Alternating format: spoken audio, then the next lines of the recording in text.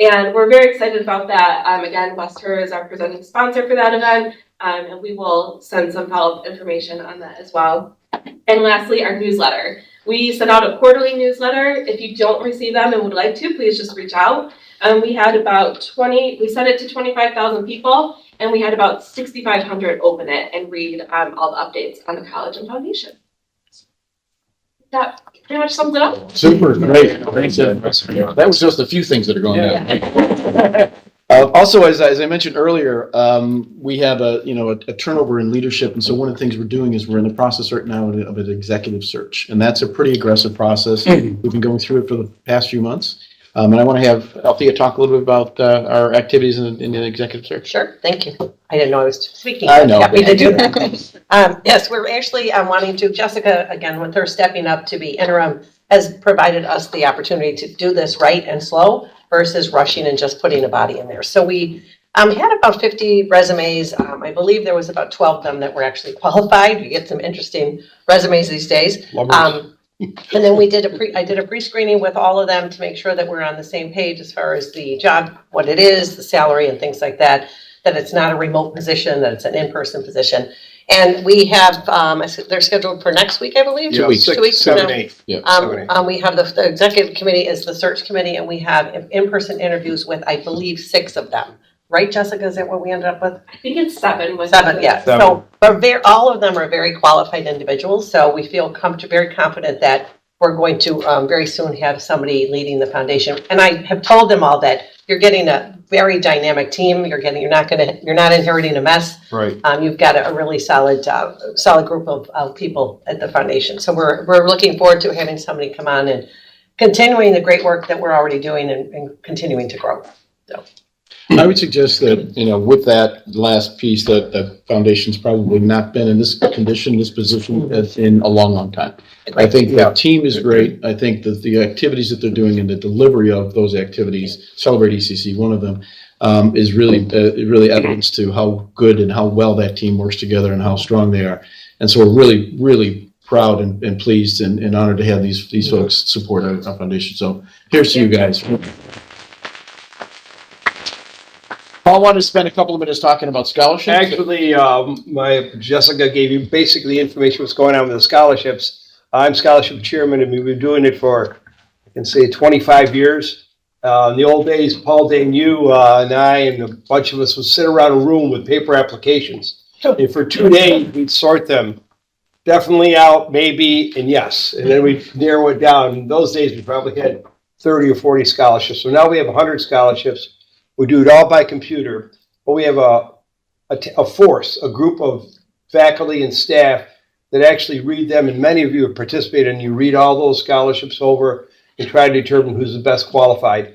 It's an arduous task. I will give my kudos to all the people on the committee that do that and all the faculty and staff, but we always need more people.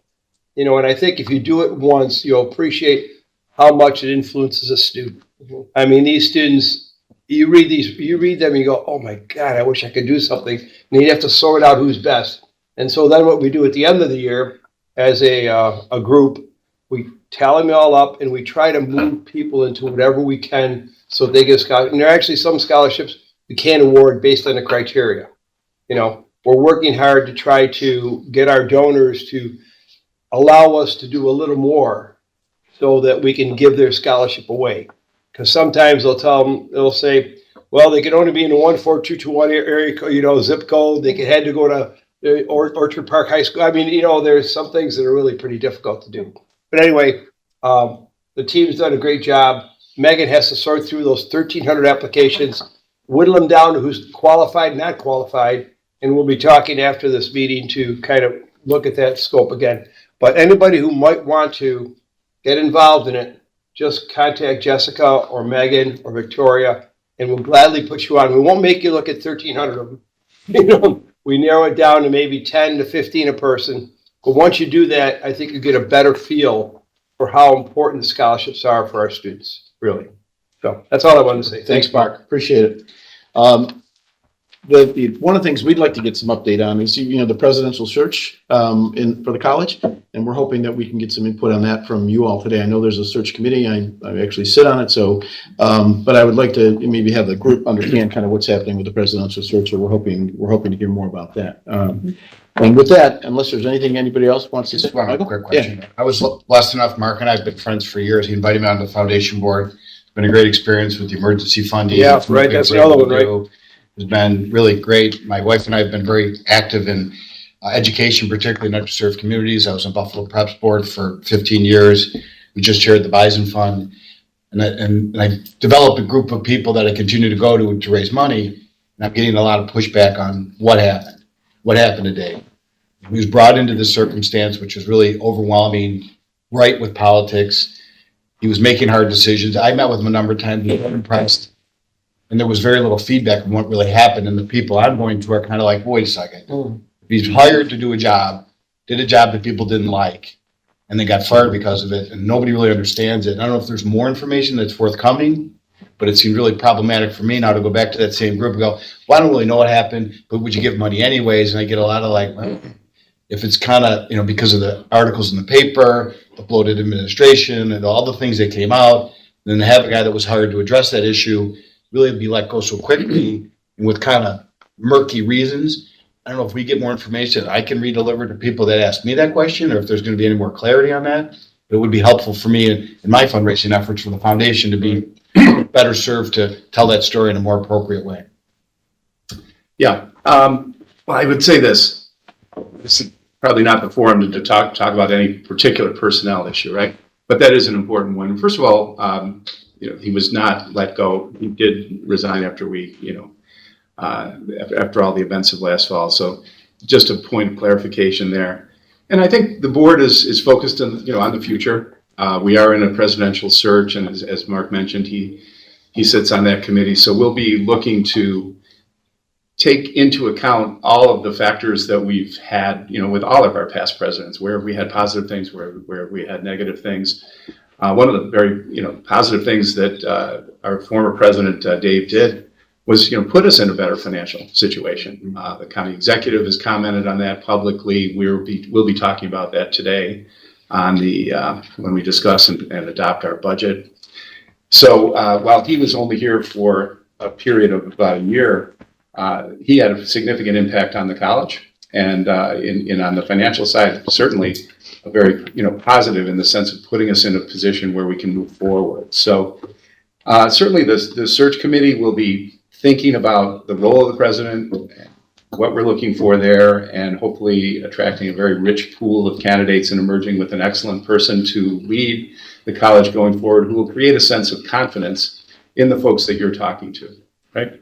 So, every college will have a transition every few years, typically in leadership. So we've had several of those. The more stable, the better. But I think we're going to search as trustees for just the right person going forward, who will make it very much easier for you to be in those conversations where you can feel a sense of certainty, first of all, because whenever you're in between, you don't have that certainty, and that does create the issues that you're talking about. So we will hopefully put you in a better spot by the end of this search, which we expect to end by about September. Great.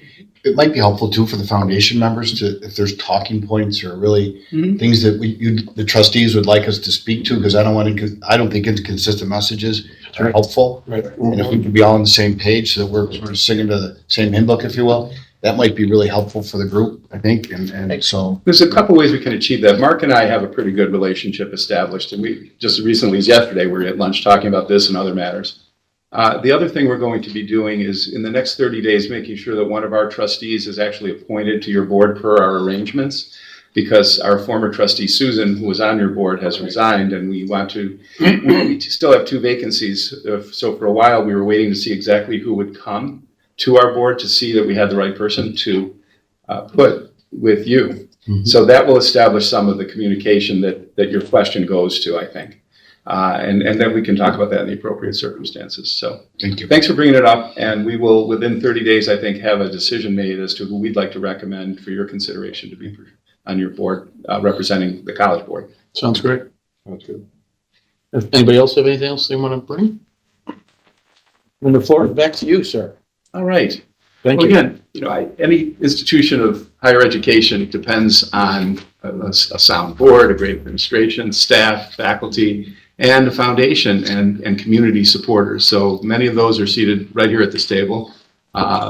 Wester has been mentioned the innumerable times that they've stepped forward to help in small and large ways. And Mr. Beeler has been fantastic. Jay has always been at our right hand with Dr. Sagai here in her position. They speak almost weekly, daily. It's right, daily. Yeah, which is great because there's so many things going on. And now with the Bill Stadium going up and connections all over, we're going to emerge here into a very positive space where we've got the stadium going up. The community will become very excited about that. We'll figure out exactly where we are in terms of South and our presence in South. The foundation will be completely engaged, as you've indicated already. You're going to have a new executive director. Eventually, we will have a new permanent president. And then I think the stage is really set for all of us to be very enthusiastic about what's going on at the college. And we will continue to have great support from our county executive. And we saw some positive signs in the state budget. We will get the board up to 10, where we should be. And I think those are some of the building blocks that will let 2023, 2024 be very positive for the college. So I thank you for being here, and thank you, Mark, for your steadfast support, for your report today. Jessica, thank you for the effort you and your colleagues are making. Anyone from our Board of Trustees at the college have any questions or comments for the foundation folks? All right, other than our thanks. You're welcome to stay for as much or as little of our business meeting as you would like, or take your leave as you wish. Okay. So I guess are we done? Yeah, it's good. Thank you. Here's your coat. Sure. Yeah, exactly. Great to see everybody. Thank you all. Thank you all. Take care. Have a great Memorial Day weekend. Yeah. How you doing, Althea? Dr. Baker. So proud of you. Thank you. Good to see you. Oh, thank you. I'm proud of you.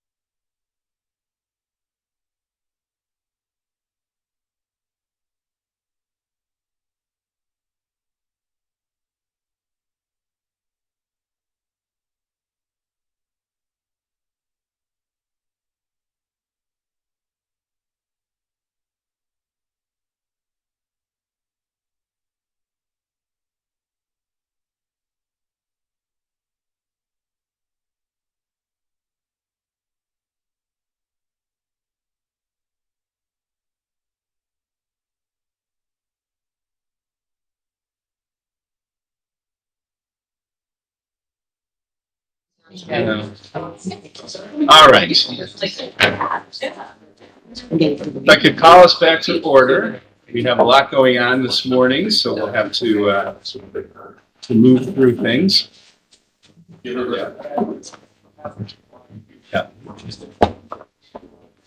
All right, first of all, let's take care of a few items before we turn to Arda and the budget presentation, please, okay? There's just such as, we did our roll call and we've had our joint meeting, and I again like to, for the record, express our appreciation to everyone involved in the foundation for coming here today and making that nice report. I would like to just quickly say, and it'll come up a few times today, that graduation commencement last night was really quite a special night. Most of us were able to make it and participate, and of course Marcel graduated, Dr. Sagai spoke, and so it was just a very, very lovely evening, and I was glad to be part of that. My favorite night of the year, best part of being a trustee is commencement. Let's see. Let's talk about the consent agenda and just take care of a couple things here. And then we will go to, before we get to the other items and the committee briefings, we'll go with the budget and ARDA, which, by the way, has been explored quite thoroughly at the budget committee meetings for now a couple of meetings. So and at the trustees last month, we had a good warm up to the budget. So we have to make a couple of decisions today and formally approve. This is just to give you an overview of what we're doing. We have to, send the budget to the county with our recommendation as presented. And right now, just to warm you up for the discussion coming, it does not include a tuition increase. And I think that has been a subject of discussion here at the board meeting last month and also twice at the budget meeting. My sense of it is that we as a group have felt that with the challenges that the school has faced and the students in particular have faced this year with the storm, May 14th, the disruption to some extent out at South with the Bills thing getting underway and a variety of other things that have affected us, the move from city campus across the street, leadership transition, et cetera. We thought that, I think the consensus has emerged, subject to discussion here, that the 0% increase is the way to go this year, given where we are in our fund balance. We have made recovery. I made reference to it earlier today. And we look even pretty good in the out years, which Ken has made his concern, and rightly so, as our budget chair. It's looking stable enough that I think we can safely be there this year with the thought of reserving rights for next year on either 1% or higher if need be. But I think that's where I believe we are. I mention this because it's the big issue that we have to make sure that we have consensus on. Arda's presentation has assumed a 0%, but that does not mean that we cannot, make a different decision here today. We are the trustees. So that's a warm up to the budget discussion. So let's, for the board's approval, if I could have a motion to approve minutes of our meeting on April 27 and our special board meeting on May 8th on pages 5 and 14 respectively of our materials. Motion? Make a move. Yeah, thanks, Mel. And second. Second. Okay, all approved? Aye. All right, those minutes are fine. Thank you, Kelly, as always, for the good job on the minutes. And then, Arda, did you want to go straight to budget at this point? Sure. Yes. We will go to the other items, including some approval items, but the budget, again, has been talked about last month and twice at budget. So we, sort of a high level, perhaps in light of now the state budget having been passed since we last met as a board. We did have a budget committee meeting after the state budget passed. So we did discuss a lot of the things there that affect our budget. Go ahead, Arda. Thank you. Yes, thank you very much and good morning, everyone. Thank you for having me here today. I just want to take a minute to thank every single individual in this room who contributes into our student success. And that is because the college has seen a lot of challenges these past few years, as you had mentioned earlier. And I couldn't be happier to be sitting in this room with every single person. I also would like to thank Audium, Bill Reuter, Kathy, Eric, and my finance folks who actually have helped me prepare this budget. And yes, we have been talking about this budget since January, actually. I've been trying to be as transparent and forthcoming with the information I did have available. And it was interesting to be waiting on Governor Hochul and her approving the enacted budget for New York State, which significantly impacts impacts all of SUNY, including ourselves. So it was difficult to prepare a budget without having the New York State budget approved. SUNY Erie does get the state aid from New York State. We do depend on tuition and fee income from enrollment, and then as well as county support. In addition, I have met repeatedly with the team and discussed our overall operating expenses, salaries, contractual equipment, and the budget that is presented before you has been thoroughly reviewed. And I am open to any questions, and if I'm not able to answer your question, I will definitely go back and research and get back to you. So in the budget, if you had a chance to review it, we do talk about student enrollment. We have seen a decline in student enrollment in the fall of 22 from 7,849 credit-bearing students to 8,065 for spring 23. Unfortunately, this trend is expected to decline for year 23 and 24. Student demographics.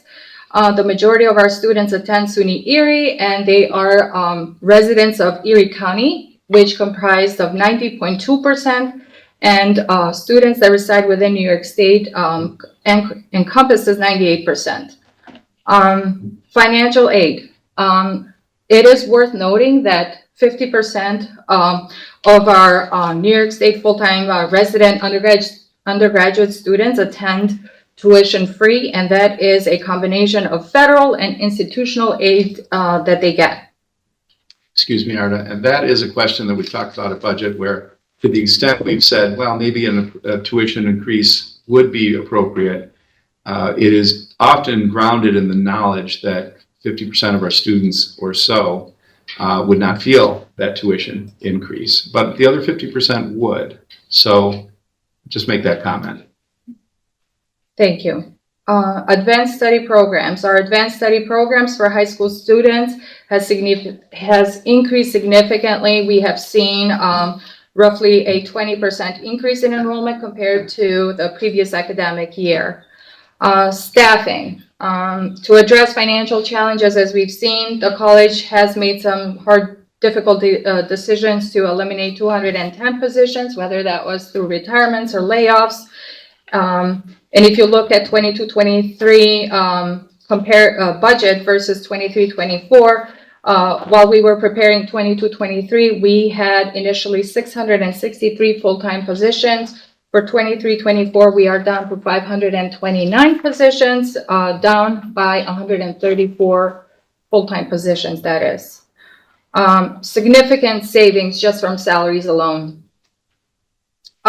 We are working on a strategic plan as we recognize the need for stability. SUNY Erie is extending the Excel strategic plan by 2 years. And then this plan is developed to facilitate a transition to a new administration. And Kathy is an expert on that area. And I'm sure she'll be happy to provide any additional insight.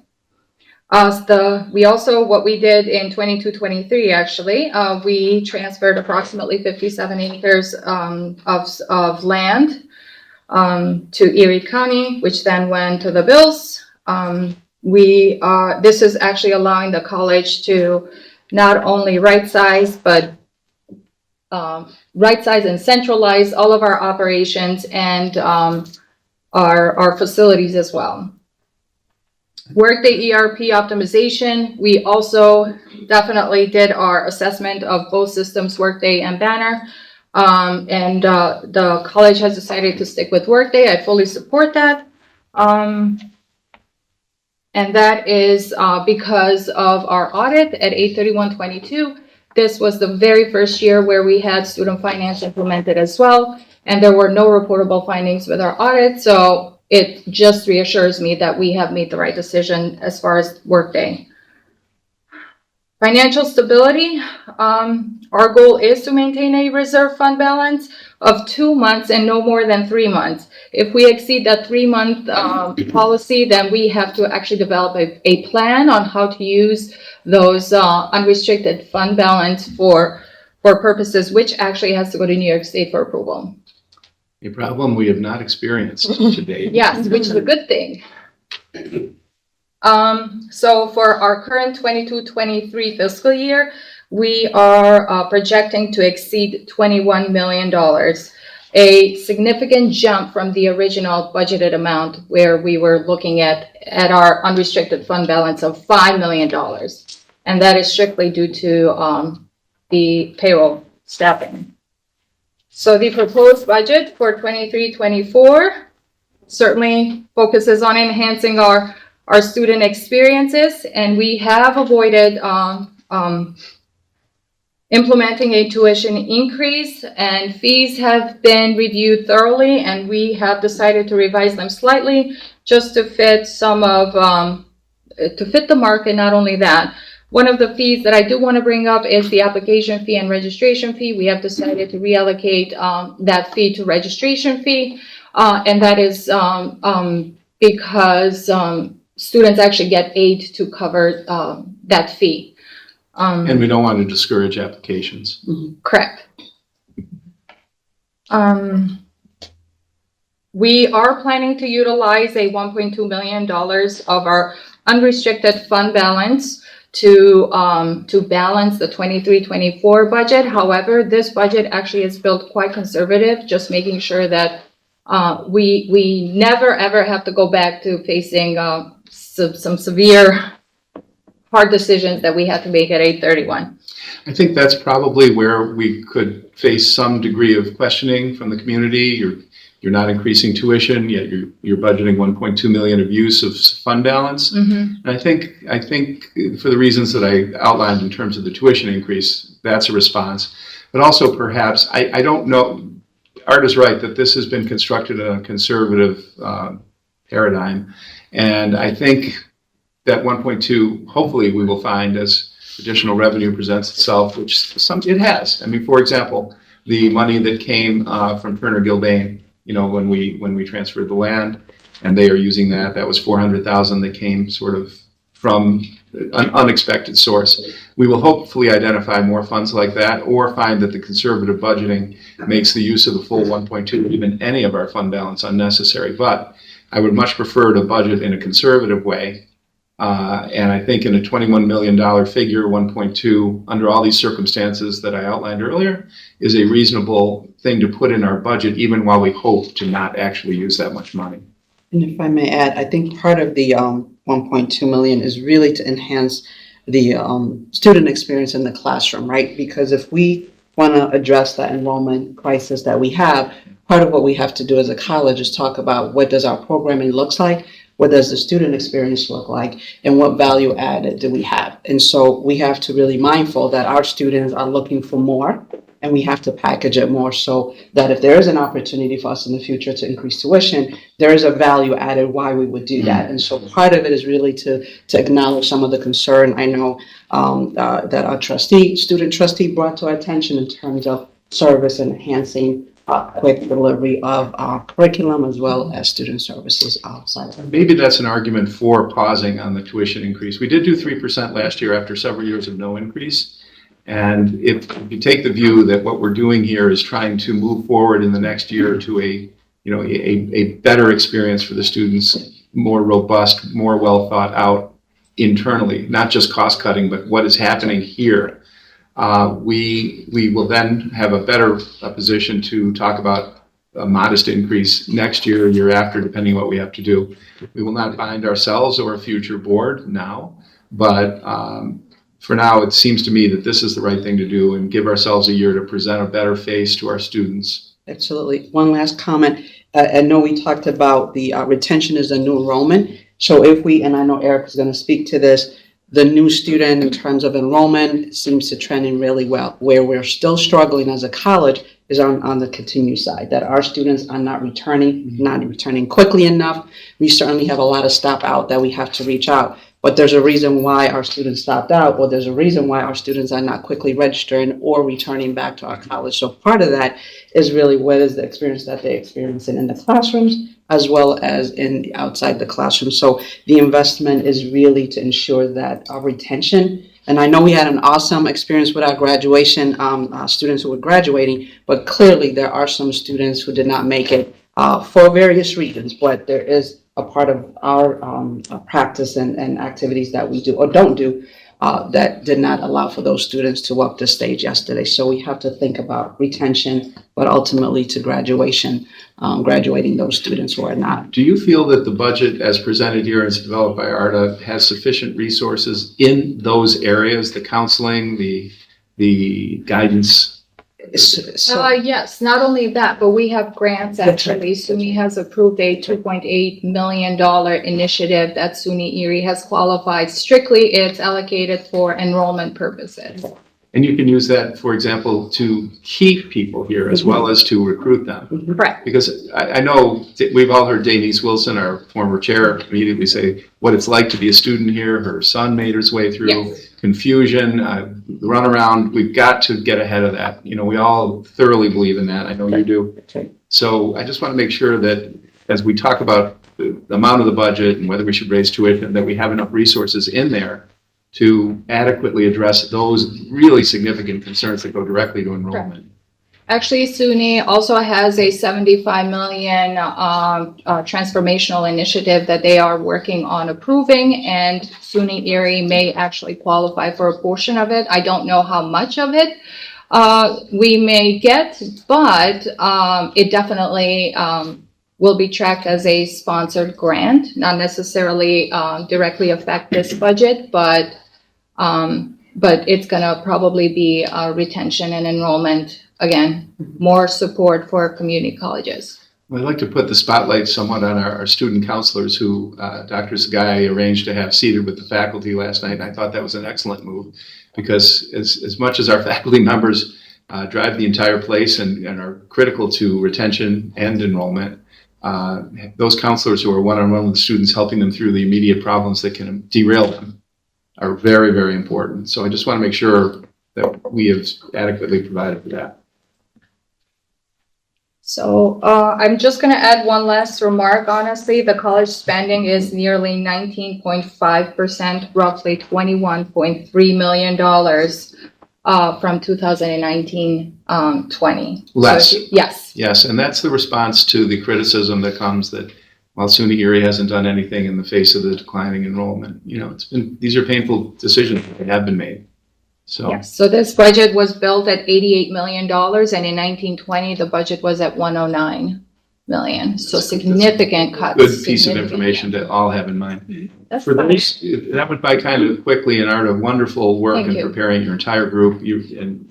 But if you need to go back and refresh and have immediate talking points about all of this, the proper place to go is pages 18 through 24, which is the budget message that's nominally from me, but really from all of us, to the county legislature about our budget as we deliver it. So all of the points that Art made are here in about 6 pages. Enrollment, the whole bit is there. Yes. So 18 through 24, very important pages in our materials. Also, just 2 quick adjustments that unfortunately after the budget was loaded, minor changes. I accidentally forgot to add Ken Cooley as a trustee to the budget. And then Didn't count as increasing these. And then the payroll numbers, I think it starts on page 46. It should say 22-23 instead of 21-22. It was just the data. And when are we assuming we have a positive vote on this budget today, what happens next? You will have to sign off on the resolution. Mhm. And then I'm hoping to send this to Erie County today for their review and approval. And we're under their extended deadline. Yes. We're within that. Yes. Okay. All right. Any questions or further discussion on the budget? Ken, as the budget chair, what are your thoughts? I want to compliment Arda and her staff for doing a great job with the budget. And as I've said before, the hard stuff was done last year. I know that it was extremely difficult and impacted a lot of people, but it did right the ship. We're not out of the woods yet. I'd rather see a structurally balanced budget, but we're not quite there yet. And I think that with a $88 million budget, $1.2 million, we might be able to work things out. We have something here today that's an extra $100,000 of revenue for the school, and I think other things could happen, but it's a good solid budget, and we can work on it. And we have had discussions about chargebacks. That'll take a little while to develop. There's some issues on transportation where I want to get into it a little bit because we have opportunities to save some money. We'll be looking for that when it won't be a static document. We'll be working on it all year long. But thank you, Arda, for doing a great job. Yes, and thank you. Thank you. I appreciate your input with making SUNY area a success. So Ken, it would be your recommendation in the budget committees to adopt the budget as presented without the tuition increase? I recommend that. All right, thank you. All right, what I want to do is we will get to the official resolution about the budget, but that I think is our discussion unless other questions or points need to be raised. Arda, again, thank you very much. Ken, thank you for your work in the last couple of months at the budget committee level and helping with that. And then we'll get to the resolution. I just want to make sure it's informed, appropriate for Kelly and the legislature. So let's have that come when it comes.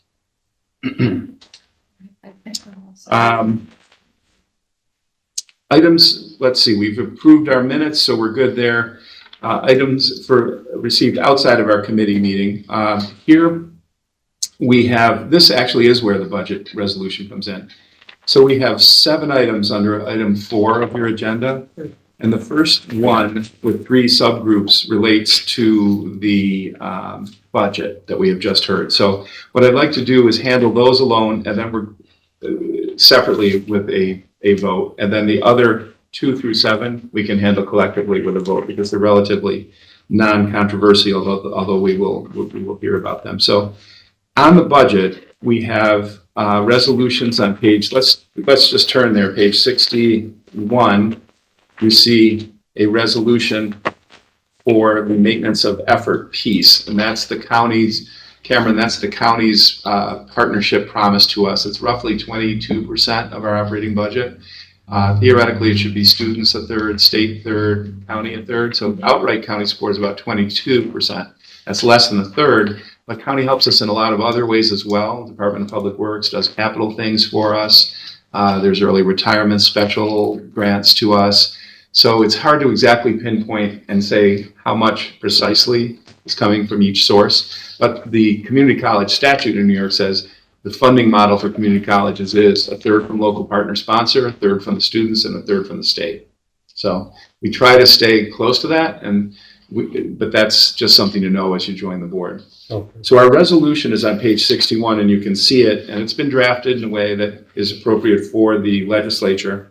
And then we have the operating budget on page 63. That's a simple resolution that I'll be able to certify. Just take a look at that because what I'm going to ask for here is a motion on all 3 of these. And then on page 64, approval of the tuition and fee schedule. The main points there were as outlined that we got rid of the pole climbing and safety gear fee. That's funny. Application fee is gone and the ID card replacement fee is gone. And we put in a transcript fee and I think registration. So a little jiggering, but nothing substantial on fees either. Mm-hmm. So again, any questions before I call for the motion? If not, then I'd like to take a motion, please, to approve items 1A, B, and C. Motions to approve the maintenance of effort resolution, the operating budget approving resolution, and the tuition and fee schedule approving resolution as presented to us here in our materials, page 61, 63, and 64, authorizing me to sign that and send it to the county. So, Thank you. And Ken, second. Any further discussion? If not, all in favor, say aye. Aye. Approved. Any dissent? All right, Kelly, I've been prepared to sign these resolutions as you presented them. Now that was the budget, and again, thank you. A lot of hard work went into that. And that's one of probably our most, besides picking a president, that is the most significant annual task that we take up. Now, as far as the next items, I think we need to have a brief report. It doesn't have to be long on these because I think we've all looked through them and don't find any particular fault with them or trouble with them, but if we could just have a few words on 2, 3, 4, 5, 6, and 7 by the appropriate people. Sure. The student activities. Oh, Yeah, I can speak to that. Thank you. So for the student activity fee, we were looking at an estimated 4% decrease in headcount. So we adjusted down the amount that was allocated to each of the organizations. Total allocation looks to be about $427,999. We allocated a little bit more to childcare because they are not receiving additional funding from outside sources. The student government associations gave up 1% each. We don't anticipate that that's going to be a problem in providing student services. And everything else has pretty much stayed the same from 22-23 to 23-24. Marcel, you're comfortable with what you've heard here? Yeah, I was actually in the committee, doing the reallocation of the money that we have left, like extra money on the SGA. And, we discussed about it, about giving the childcare the money, and they need it and support it. This is the committee that exists specifically to do this, right? Yeah. That's the allocations committee, right? Marcel will be part of that. Right, I appreciate that. Yeah, so we were all like very comfortable, but they were like, asking for us, and we all approved that. So. Okay, good thoughtful approach. Thank you. No problem, Jason. Academic calendar? There was 3 minor changes that had to be made to the spring 2024 academic calendar. One of them was a typo on the run cancel date that we had to change. The other one was the grades due date. It's by contract 4 working days after the end of the semester, so that had to be updated to comport with the FFECC CBA. And then spring commencement we had to move because of the venue issue. Thank you. I would note, you can take a look at the schedule in our materials, and the ones I picked out commencement, you can put it on your calendar right now. For, I think it's the 22nd of May. So, Yes. it's great. Cameron, will you be, is your intention to graduate next May? Is that, I would hope so, yes. well, put that on your calendar. Okay. That's great. Colleen, please. A great opportunity with the Buffalo and Erie County Workforce Investment Board. Over $788,000 opportunity for our healthcare students to have us work with them, provide tuition assistance, childcare, emergency services. Just an amazing opportunity that is happening, and we're just waiting for our county attorney to review everything and support it. And that's a grant of almost 800,000. Yes. Fantastic. Yeah. Thank you. The next item is the curriculum, career coach, and Omni Echelon connector. This, we use Modern Campus's Echelog as our college catalog. The curriculum addition and the Omni Echelog connector.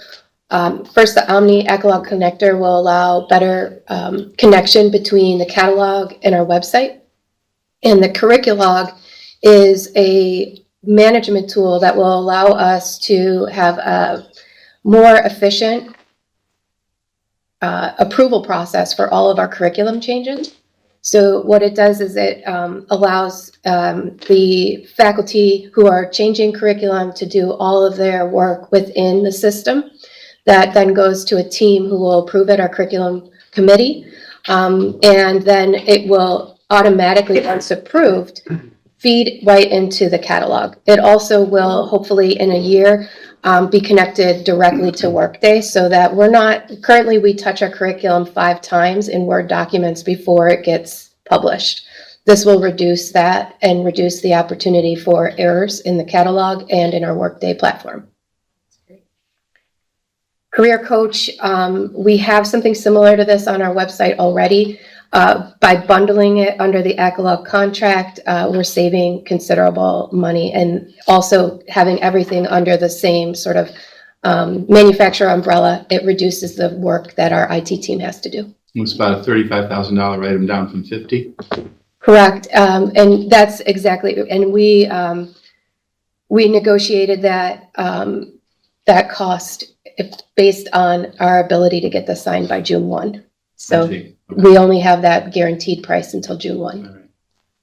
Any other questions? You're in complete favor of this. 100%. The way we manage our curriculum right now is a little archaic and just ripe with errors. So I think this is going to be a huge efficiency for the college. We'll be glad to vote for it. Thank you. I think one thing to point, as Kathy working through with the IT, is to really look at all of the contracts that we have as it relates to software, as licensing, how we could combine and be very efficient about it.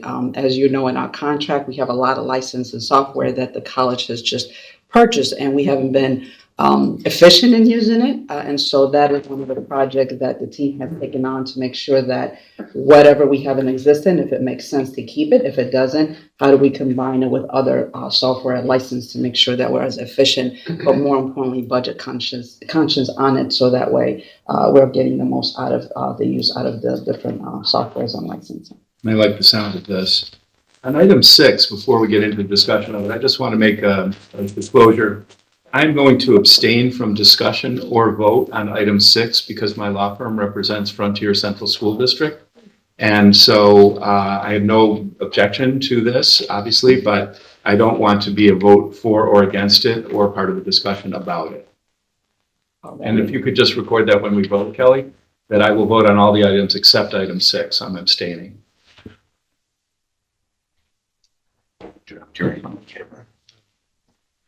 Well, I guess there's no ID replacement fee, so if I lose. You're in luck. 0. The first one we're going to talk about, because I have the next 2 items, is the Frontier Central School District License and Occupancy Agreement.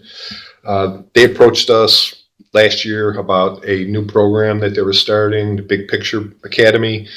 It basically takes previously well-performing children and puts them in a more of a unique situation. They just don't seem to do well in the typical high school setting for whatever reason. And we've been going back and forth for literally a year, and over the last month have finally come to an agreement on particular space in lower 4, building 4 at South Campus. It's underutilized space. It's mostly vacant. We've been moving classrooms around and a lot of staff out to north in the city. And so it seems like a very good fit. I know they're discussing possible advanced studies cooperation with us. So there's a lot of mutual benefits to the program. And so we're looking for approval to rent out this space in the bottom of building 4. It'll be $67,000 for the first year, and then it's going to increase by 3% in the subsequent 2 years.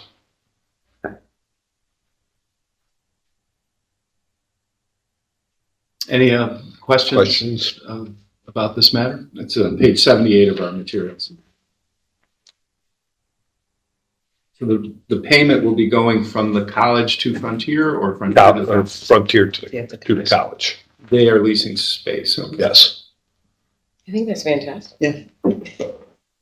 Okay. Thank you, Paul. And item 7. This is another one that's been, I guess going on for several months now. We've been discussing the whole development of the stadium adjacent to South Campus, trying to coordinate. Excuse me, this was given to us separately, not in your material? Yeah, this was literally, we just kind of hashed this out, I think Monday or Tuesday. The contract, I think, was just agreed upon last night, the terms and all the wordsmithing between the county and the Bill's attorneys.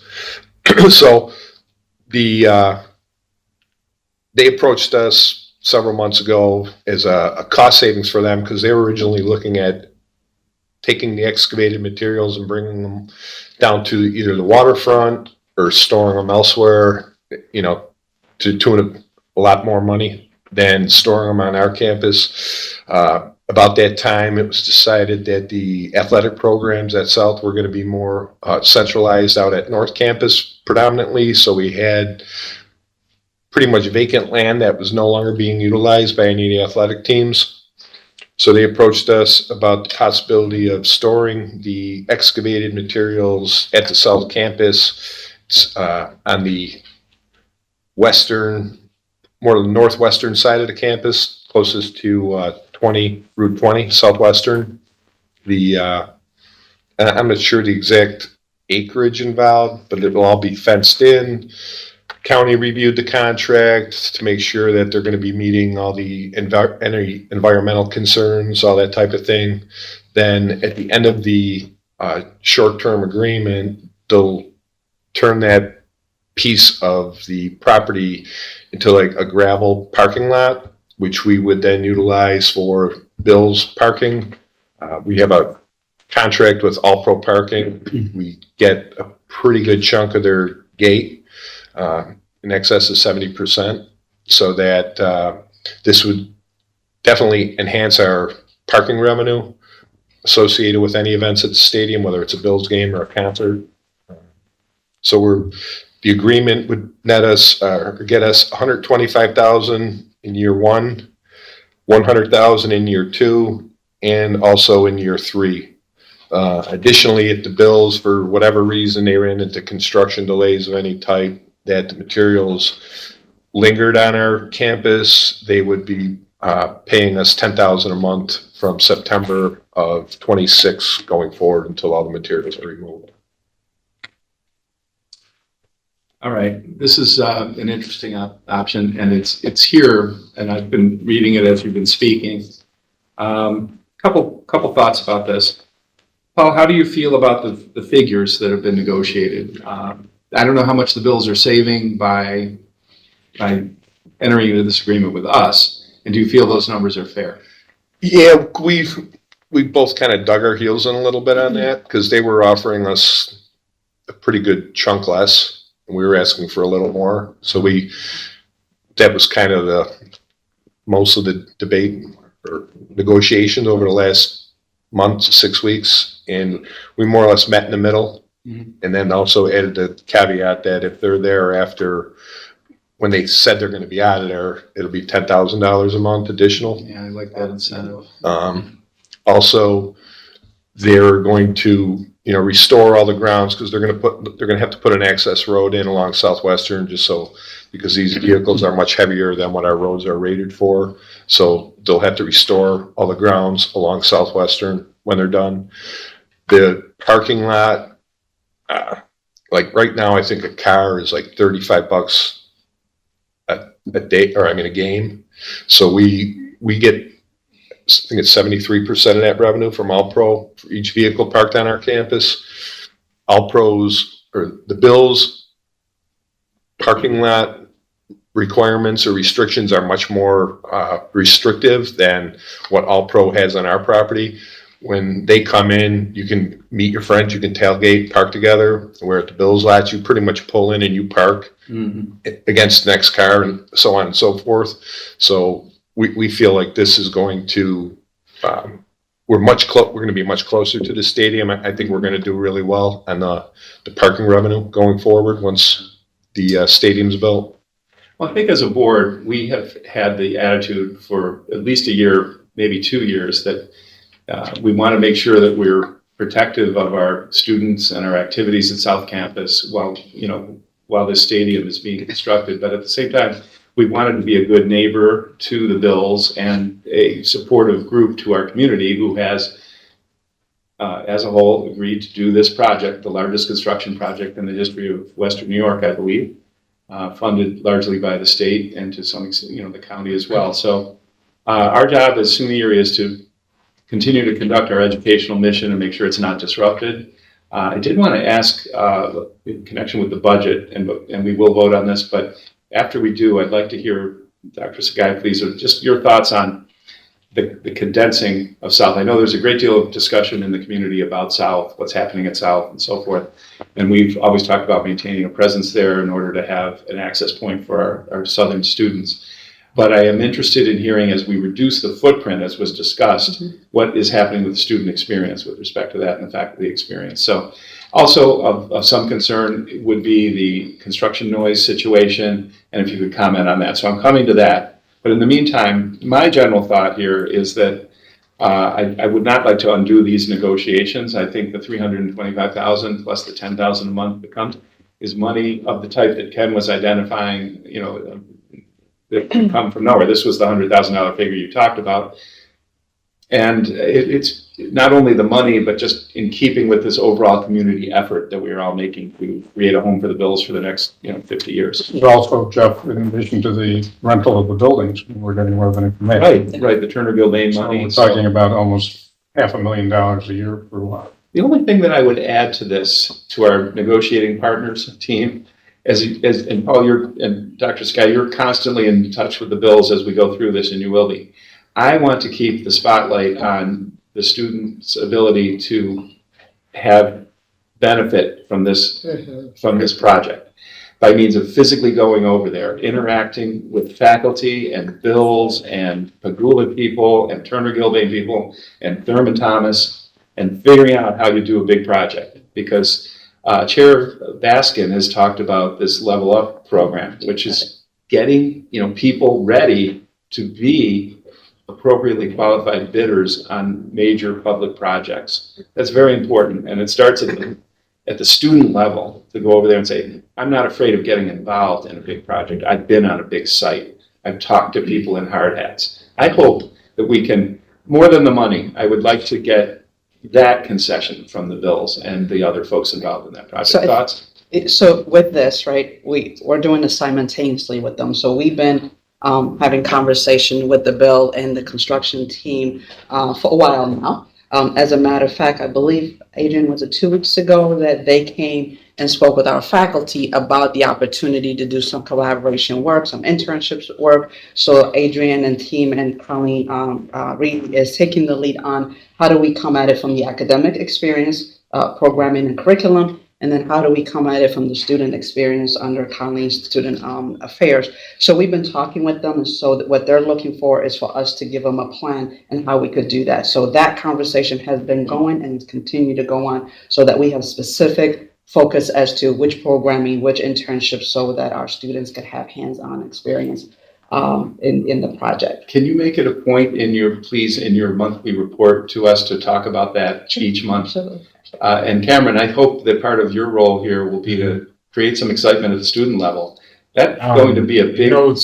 In my high school, we actually worked with the Bill. We did internships at the Bill Stadium.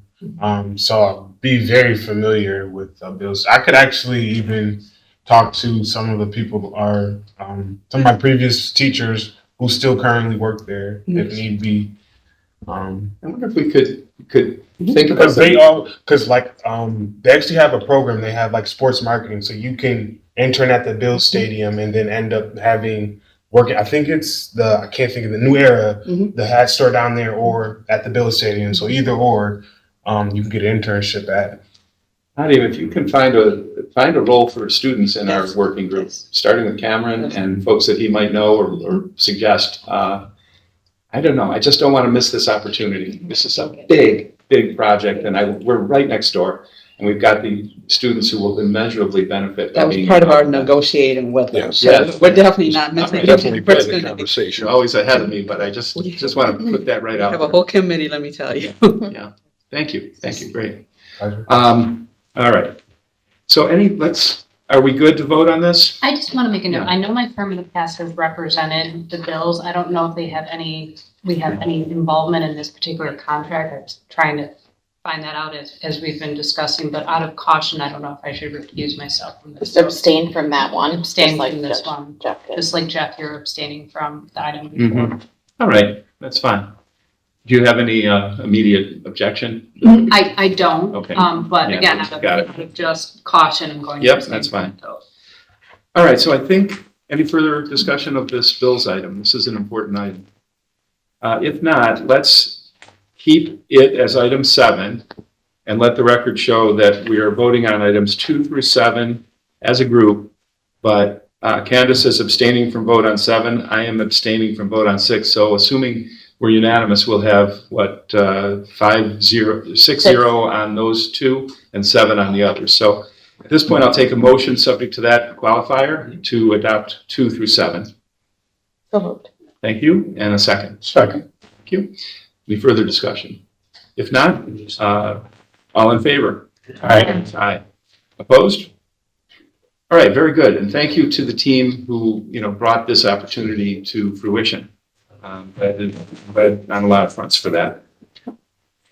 All right. Now, I don't know, I have in our materials the foundation audit, but I don't think we have gotten that.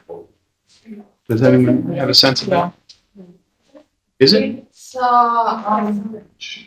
it's in there, yes. It should be in there, the foundations audit, but because. So okay. There are financial statements that actually impact subsidiaries. So our auditors have, not released the final financial statements for SUNY Erie for 8/31/22 this is. So these are for our information anyway, we're not approving. Okay, all right. Yeah. So we'll see, I just wasn't sure which of these, one of them is on page 81, but I wasn't sure if the control letter had been given.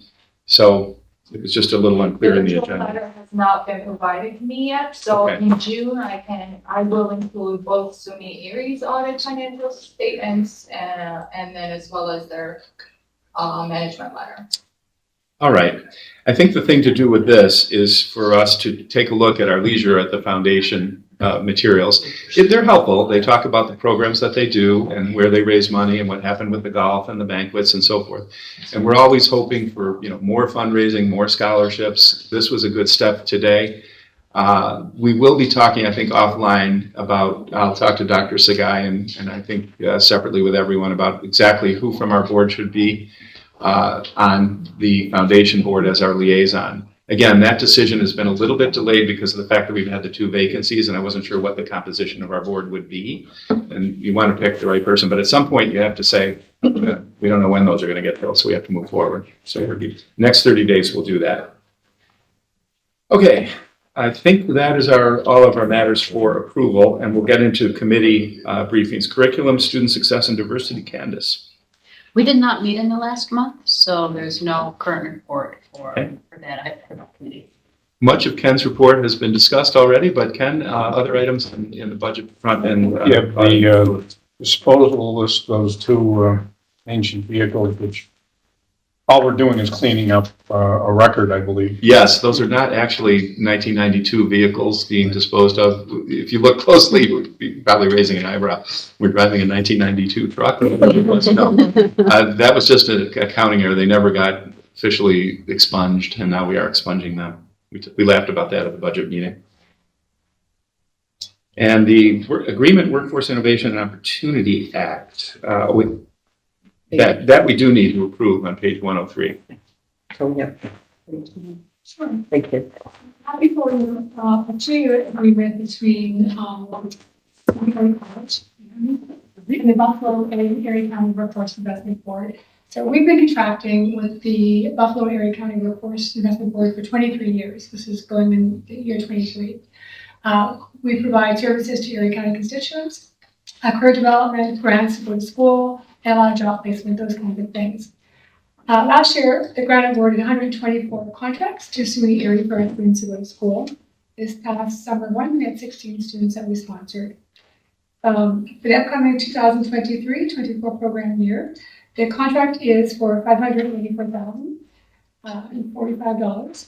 For the 2024-2025 program year, the contract is for $595,042. We are also able to contribute to the college's operations this past year by generating $473,030 for students enrolled in grant applications by sponsored grants. Do you have any questions for me? The financial item. Ken, do you recommend approval of this? Recommend approval of both items. All right. Take a motion to that effect, please. Thank you. Yes, second? Okay, thanks. And any further discussion? If not, all in favor say aye, please. Aye. And opposed? These are approved. Thank you. Any further report from the budget? Maybe the chargeback meeting? Well, we started with a discussion about chargeback and then got into various other things, which were very helpful. And we're talking about how our we're losing nursing students to NCCC and what we might be able to do about that, the issues involved with faculty, staff, pay, that may impact whether we can increase the size of our nursing program or not. We kind of uncovered, and maybe that's not the right word, but some issues with SUNY providing us with information about chargebacks. Kathy feels we're not accurate, but I don't know if Kathy has gotten any further information on that, but it was showing, the report we had gotten from SUNY showed that there was a 85% jump in credit hours for Erie County students going to NCCC in 1 year, which does not make sense. But that information came from SUNY, so we're trying to work that back. The chargeback issue involves issues with retention and recruitment and everything else, and so it's going to take some time to put together, but it did get us into other discussions that I think were very helpful. Kathy, do you have anything further? Have you been able to find out anything further on that stuff? I have a meeting scheduled the upcoming week with Zoom. Okay, good. I just, that's a clarifying question. So SUNY is the entity that tracks the chargebacks. So, okay. And does the college get that data or? Yeah, we have it. Okay. It's just that what they've given us is a question. I see. And so we're trying to sort out why that is, and Kathy will get that information. We'll be able to report back next month probably on what we've learned about that. Okay, great. So we had a big discussion of this at the chargeback thing at the budget level, the budget committee, but then also a special standalone meeting that Ken convened where representatives of the comptroller's office came, and even Ben Swanikamp from the county executive's office attended, and others. And it was really quite productive. Most of the table was filled, and we talked about this, and we tried to strategize about where we can go, including this issue with data uncertainty. So I appreciate that. So the informational items that you mentioned, the supplier report, facility rentals, nothing particular going on there. We've looked at that. Budget to actual financial dashboard. Cameron, when you get your materials each month, as you will, that's one thing to actually draw your attention to, the budget to actual financial dashboard. It shows you where we are with respect to last year at this time and with respect to our budget. And I would say of the items you get, that's one of the more important pages. We usually don't talk about it all that much here because it is what it is, but it's an important informational item for all trustees. If we see great divergence, we will ask questions about why, but usually timing accounts for that. And you've heard our discussion today about the budget as a whole. Right. The minutes of the audit committee are there for our information as well, budget committee. And Ken, thank you again for chairing, for bringing your expertise to it, and for focusing on chargebacks, which is an area that we can't immediately affect. I did have a question. Are you guys gonna increase the amount of students you accept for the nursing program? Like, will that be something you would consider, or increase the number of students in it? Like what is the constraint not allowing more students to come into the nursing program? I think we're constrained on a couple of fronts. Faculty numbers is an issue. We have contractual constraints that make it difficult to have flexibility in terms of attracting nursing faculty. So it's not necessarily like student, it's just like status and staffing. Okay. There's broader global issues that we're trying to address because Niagara Community College, you heard, has something like 200 nursing graduates. We have, 65? Which I went to the pinning ceremony, it was fantastic. These young people are heading forth to take care of all of us. It's great. But we should have more, and we'll have to figure that out. In keeping with our nursing faculty here, Dr. Lucido, there are people here who are very vested in this program, and they've had some advances. We've had the ability to work on the artificial people. I'm not sure the right term, but that's been a big plus, and that's going to help us. So there's a lot to be done there. But the reason we're talking about nursing and not other groups is not because there's a special spotlight on them, but because it's such a high demand area. Yeah, I was going to say that's one of the highest demanding fields right now. Yeah, is nursing. So we're getting a lot of pressure from hospitals, ECMC, even other counties are building nursing programs. The baby boom is aging, and they need nursing care. Okay, talent, diversity, equity, and belonging. Amanda. So we had our last meeting. You see the minutes right there.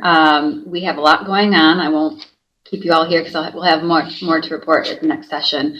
But obviously we're gearing up for contract negotiations, and I would just like to thank and welcome Maureen for stepping up in the HR space. We know it's a really big deal, and we're very excited to have you working with us. So thank you. Yes, Maureen, thank you. And having a specialized committee and a chair devoted exclusively to this, hopefully will keep the two of you in good communication, keep these items moving, keep your agenda full, and we'll move forward and hopefully, stabilize and have fewer disputes. I'd like to have fewer disputes, of course. All set, Amanda? Yeah. Okay. Policy and governance, Melody? I have nothing to report. We didn't. Yeah, we didn't meet. Okay. Strategic planning and assessment, Karen? We did meet on May 9th. Just attached for information. We attached our April minute meetings there for everybody. On the 9th, we've just continued to go through our status that we are for our sort of, I think we've been referring to it as the abridged plan that we're working on now, and went through how we've been getting our feedback from the student groups that have been, I think, completed now, Kathy? Have the focus groups been completed? We did focus groups with faculty and staff. Okay. So over the last 2 weeks, we've had over 8 sessions with faculty and staff. We've had nearly 65 different folks attend all the sessions. So we had, based on the 4 pillars, we had 2 sessions for each. We've got amazing feedback from everyone regarding how they define the 4 pillars here at SUNY Erie and what reasonable metrics might be. We're going to have another set of 4 sessions on the 6th, and we're sending out surveys to students and surveys to the faculty and staff. And we will be having at Summer Institute just a poster session of the results from the discussion groups, where folks can actively read through everything that was received and, kind of like a Post-it note, kind of tap the things that they're most interested in seeing in the Bridge strategic plan. So that will be about a half an hour session on during Summer Institute, which is on the 13th, which is also the last College Senate meeting day. So we're hoping we have good attendance there. And it's been a very robust series of discussions. Excellent. For Cameron's benefit and everyone's, this is the Bridge strategic plan, which is so called because we find we're in between permanent presidents right now, and so we want the permanent president to have his or her stamp put on that plan when we do a longer term strategic plan. But in the meantime, we don't want to be without strategic goals, and so this is to tide us over, shall we say. And thank you. Kathy's taken a good, strong lead on that, Dr. Sagai. So, and right now we're doing the listening part, and then by August or Labor Day, we're hoping to have that Bridge in place. Anything further, Carrie? I don't think so. Then we're going to meet again on June 15th, which will just be a couple days after I think we're done with the focus group. So we'll be able to. This committee will meet less frequently when we're not actively working on the strategic plan, but right now it's kind of hot. Yeah. So, okay. And technology, while you have the floor? We did meet on the 4th of May. We've attached the April minutes there for your information. And we had that special meeting on the 8th where I think we discussed everything that would need to have been elevated. Am I missing anything? I think that's correct. Yep. So I don't think we have to report anything further since we were in attendance on the May 8th meeting. So we'll meet again on June 8th. I appreciate all the committee chairs keeping their committees pretty active and, deciding the appropriate frequency of meetings and bringing it to the board. This is the way I think it should function for the best, outcomes for the college. As far as marketing is concerned, Len Lenihan is traveling today, so is not with us, but is there any report from any other quarter? I think in my report. Okay, on your side, got it. Marketing there. All right, I will just give a quick rundown on the things report of the chairs, where I am now, item 6. Commencement, I've spoken about it. I was very proud of everyone involved with that. I'd like to particularly thank Dr. Sagai and Dan and everyone who had a really front role. Mark was there making sure we were safe. And just, it really was a lovely night, and best night of the year, as I said. So others can certainly chime in on commencement or any other topic I'll mention. I continue with my weekly, daily, hourly discussions with Dr. Sagai as our officer in charge. Monthly meetings at least with the county executive and his chief of staff, Ben Swanekamp. Dr. Sagai and I go over, and we keep in dialogue on a variety of matters of mutual interest. There was I will say this, the healing events on the May 14th weekend were simultaneously traumatic and fulfilling, I guess I would say. I just felt that the community appropriately recognized the horrors of a racial-based assassination of our fellow citizens on May 14th, 2022. And, we're still, all the speakers took note of the fact that as a community, no one's recovered from that. We're just carrying on. And I went to the healing event at Roswell Park on the Friday with Dr. Zagai and others from the college. Len Lenahan was there, heard the panel discussion. After that, we went to Buffalo State where the chancellor was there. The chancellor was one of the panelists at RPCI. So we had our second meeting with him in like a month. And at that point, the mayor spoke, and there is a memorial working group set up to create a memorial to the victims of this horrific event. And they've appointed a faculty member at Buff State who's, I think, in the sociology department to a very effective woman who is in charge of sort of pulling all the ideas together and driving it forward, that an appropriate memorial is created with student input and community input, and particularly input from those most directly affected. So it was interesting and quite gratifying to meet her and to hear her ideas. I actually gave her a couple of ideas. And for what it's worth, my idea was I thought about the Wailing Wall in Jerusalem, and I thought to myself, if I go to this, I'm going to want to, say something or leave some mark that I was there. And if there's maybe a keyboard or something where people could come and see the memorial in whatever shape it's in, or whatever it turns out to be, they're going to want to share some sentiment and fight back against the hate, even verbally. And if that opportunity is afforded, I said maybe that could be part of it. So that type of idea, if you have ideas, you can share them. Dr. Sakai can put you in touch with the person who is actually spearheading this, and there's a big committee, and it's really well constituted. So that was good. And of course, Dr. Sakai will report on it, but at that same press conference where this was all discussed, Erie Community College stepped forward with the creation of a scholarship that will be directed to the community most actively affected. And that was exciting to have. Well, I don't want to steal your thunder. So, because the details will come. As far as the search, that came up earlier today, we have had great progress on our presidential search. We had the first meeting of the search committee. The search committee is fully constituted with 21 people. I'm very delighted with the nature and makeup of the search committee.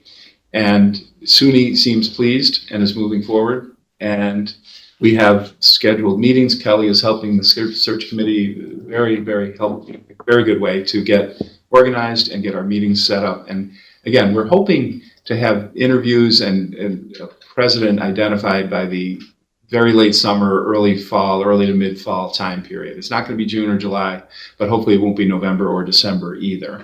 And we're trying to get that going. So more to come. Right now, what's happening with the searches is kind of quiet as far as we are concerned, because what's happened is the ads have been placed, the solicitation from the search firm is going on. We created and finalized a draft profile about the college and the position, and that's being used as part of the tool by the search committee. So Melody, Carrie, and I and Len Lenahan represent the board on that search committee, and we'll keep you posted. Any comment? Our vice chair, Melody, has been in the mix with a lot of emails as well. Yes, Jeff, you're doing a wonderful job. I agree that the composition of the committee, which was largely Jeff's wisdom and leadership, is really a great committee. So I'm really looking forward to participating. Yep, do some good work, I think. And as always, in the meantime, we are, I think, always happy to express our complete confidence in our officer in charge. One of the luxuries of having Dr. Sagai as our officer in charge right now is that we have the freedom and the ability to conduct a search in an appropriate pace and manner without feeling rushed. And we will continue to be, completely supportive of the many initiatives that you've taken while you're in the officer in charge position. Academic Excellence Dinner at Pearl Street, May 2nd. It's great to go to. Some of our top students, I've gotten to know them in the last month at these dinners and events, and they're just delightful. Funny you guys say that. Banquet chef at Pearl Street. So I see. Are you? Yeah. If I see you guys there, don't be surprised. Oh, right. Hey, that was delicious. That's great. So do you work with Josh? I work, so we kind of swap back and forth, but I do like the banquet. So if there's like a wedding, like CSAT's prom is this Friday, so we cater. So I did a little prep yesterday. I came in at 10 a.m. Are you're in a culinary program, are you? Mm-hmm. Okay, great. So, yeah. All right. Well, that was delicious, and it was very gratifying. The New York State budget's gotten talked about. That was adopted since our last board meeting, so glad to have it, and that informed a lot of artist work. The Bill Stadium, we've talked about quite a bit. City campus came up. There was an article in the paper today about the roof situation at the city campus post office building. The tiles are damaged by the windstorm. This is not new news, actually. The county has been investigating this for several years, and it was done back in 2012, the work, before any of us were involved or whatever. But it's unfortunate that money has to be spent to secure and improve that roof, but it's part of the county's borrowing, and the state will subsidize 50% of it, and it really doesn't affect our operating budget. But the building will be ready for the fall. So that is our, yes, you will hear that confirmed, but yes, that's the right question, and yes, we're operating on that assumption. SUNY Erie celebrates May 18th breakfast. That came up when the foundation folks were here. It was excellent. Westhurst sponsored it, and we heard some fantastic speakers who had connection to SUNY Erie. If that comes up on the calendar next year and you can make it, it was held at the Admiralty Room downtown. It was terrific. Continue to meet with community figures of various quarters. It just comes with the territory of being the board chair. And I think we're moving in a positive direction. My comments from earlier.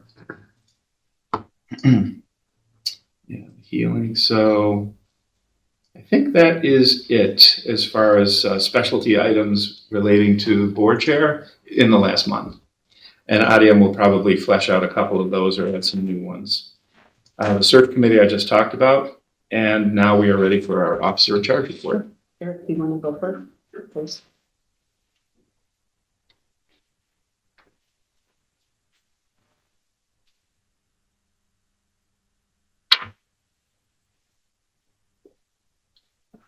We're making great time, by the way. Yes. I wouldn't know.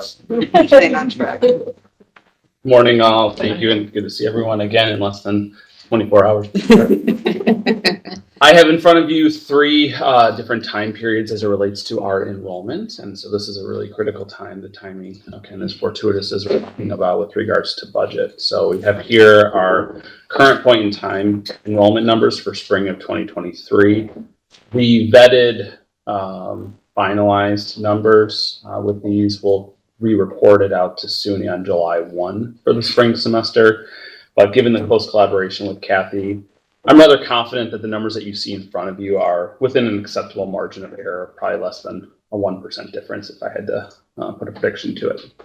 The big takeaway from here is if you look in the bottom right-hand corner, the spring was down about 2.4% in terms of where we were last year, which is comparable to the same number that we saw for the fall semester. So I would categorize that as a rather stabilization of this academic year in terms of our total enrollment. But if you drill down deeper, what was then responsible for those overall numbers? One big contributing factor is the increased and substantial increase in growth with our high school concurrent enrollment. That doesn't necessarily though equate to the same tuition dollars because of the 1/3 tuition that we charge for those. So from a budgetary perspective, that contributed then to the work that we did with ARDA to help project out what that means fiscally for us next year. The biggest category, as well as also then the biggest opportunity for us, as Dr. Sagai has highlighted, is our opportunity to work to get our students to continue and to complete with us. I think anecdotally and personally, to talk about yesterday's great event with commencement, all of our goal, no matter what level of the institution we're at, is to get as many of those students to be at that event and to celebrate their academic achievement.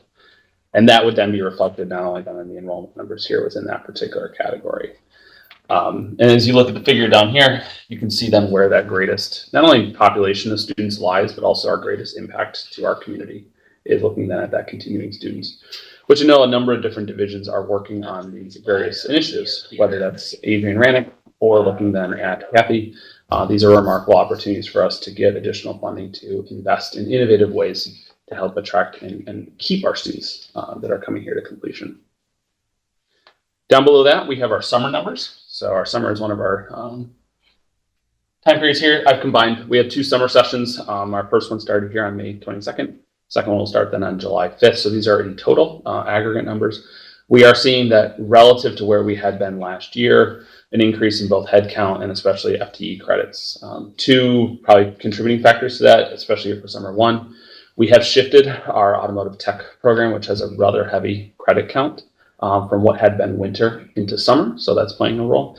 But we are still seeing an increase in overall seat count in terms of students taking classes this summer when compared to last year, which is a big acknowledgement to both our admissions team and registrar's team to get the schedule out earlier than what we had the year prior.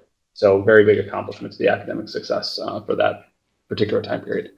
We're still looking then, even though we started summer 1, now with working with Craig and our marketing team, go right into then pushing for summer 2. So it's nonstop and it'll continue into our next session. So I'll be reporting out those numbers as we get closer then into June and July for where we are. But from a budgetary lens and working with ARDA, things are rather trending favorably with summer as it respects to then the budget numbers. So, yes. So you heard our discussion about the budget and the tuition increase and the application fee. Any comments in reaction to that discussion? So I can comment on a few of those. I think the change in the application fee is very important to our student body, as well as also really accurately communicating to the community what that was. It was never really an application fee where students would pay that in order to apply. It was more accurately and should be accurately named as a registration related type of fee. So I think that's important then that we're accurately conveying that. Related then to applications, we are seeing an increase in applications to SUNY Erie compared to where we were last year. We've been hovering around consistently for the last few weeks between 4 to 5% up in terms of those applications compared to year prior. So I think those are important. But as you relate to the budget, if we go on to the next screen, and hopefully we can show both the breakdown by different category, probably 2 talking points here. You are seeing that with regards to those applications and interest from the community to be here, an increase then in our first-time students. Now, one probably major factor as to that significant increase in enrollment that you're seeing at this point in time compared to the year prior was we had a very faculty-driven event on May 2nd, which was then a specific new student registration event. And it's one of the first times that we've held this here in that spring semester. The timing of it was fortuitous, where we had our open house the week prior. The call to action then was immediately to that new student registration event the week after. And then from there too, we're doing additional call to actions for the new enhanced new student orientation that's going to be taking place at the end of August with County leadership. So now we're looking at not only giving more opportunity for new students to register earlier in the academic year, but also setting them up for success. And if there's any barriers that they're facing related to financial aid, questions about their schedule, now they have time to do so. So I say that because that percentage of new students registered as we compare it to prior year will and is suspected to decline. We're not likely going to see a 44% increase by the time that we start the fall semester, but I'll continue to monitor that and where we are related to last year at this time. The biggest opportunities are continuing and returning students. I think if you were to ask me any area of concern that I have, that's it. That's what I would tell anyone where we are right now. What can we do to make sure that students have their schedule and are registered for that fall 2023 semester earlier, and making sure that then if there are any barriers that they're facing, we can address that in a timely manner and help them get successful a start to that fall semester. I think if there were one thing that the Board of Trustees cares most about, it's that. Anyone disagree? And I know visually, if you look down here, now that we've been able to, over the last year, every day, look at enrollment by these different categories, I now have the ability to visually show these starting with this upcoming semester. The two lines that you see that are hovering there in the middle, these are point in time enrollment numbers by that particular category, which is the continuing students. The red curvilinear function that you see there, that was the continuing student enrollment at this point in time last year. That dark blue is our current continuing student enrollment for the fall 23 semester. So we did see that with us opening up the academic year earlier, that's where you do see then the enrollment there, gains, in terms of where we were. But we did see that intersection now where our current student enrollment, continuing student enrollment is being outpaced than where we were last year. On the flip side of that, where you see that bump in that light blue cyan color on 5.3, that was from that new student registration event. And what's interesting is the function you can see with that new student has stayed pretty steady. So even though we had that new student event, it isn't that we saw a significant decline in our daily rate of new students enrolling. We're still seeing that same number of new students coming in, which is very promising. So not only do we see that influx on May 2nd, but we're continuing to keep pace daily with our new student registration, which is, I think, very promising of the new students coming in.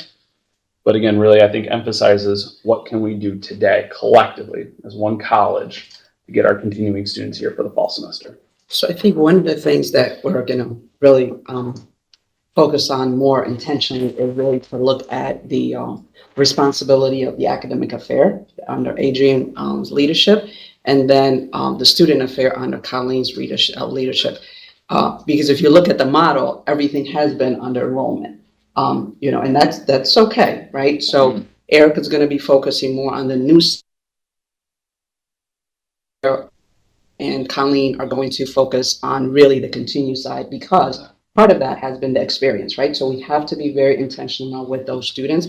And this will require both the academic deans and student service dean to really be involved in the retention and continued registration. So that has not been the model that the college has, but that is the model that we're going into. The thought was to make sure that we have leadership in those two areas.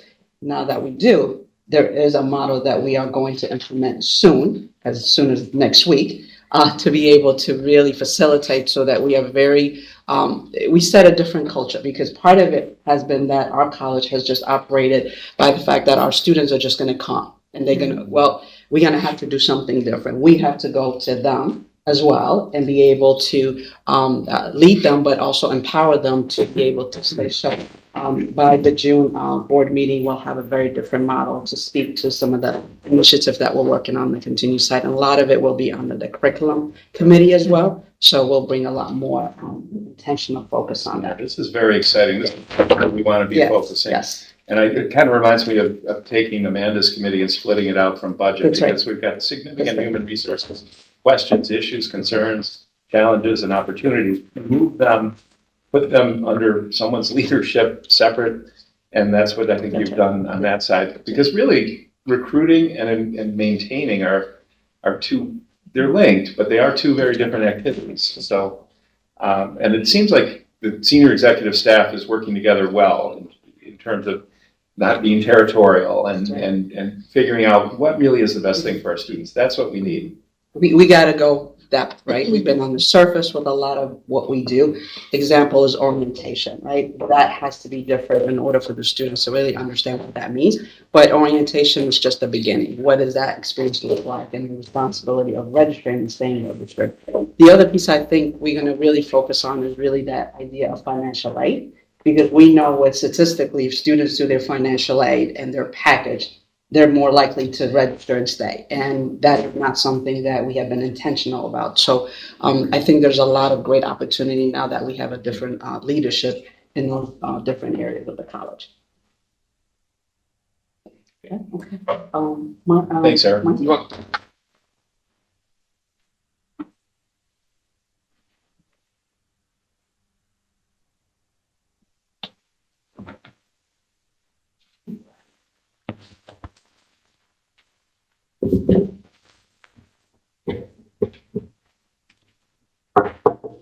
Good morning, everybody. Wanted to, I'm going to start by introducing Craig Garris Johnson, who we're thrilled to have join us.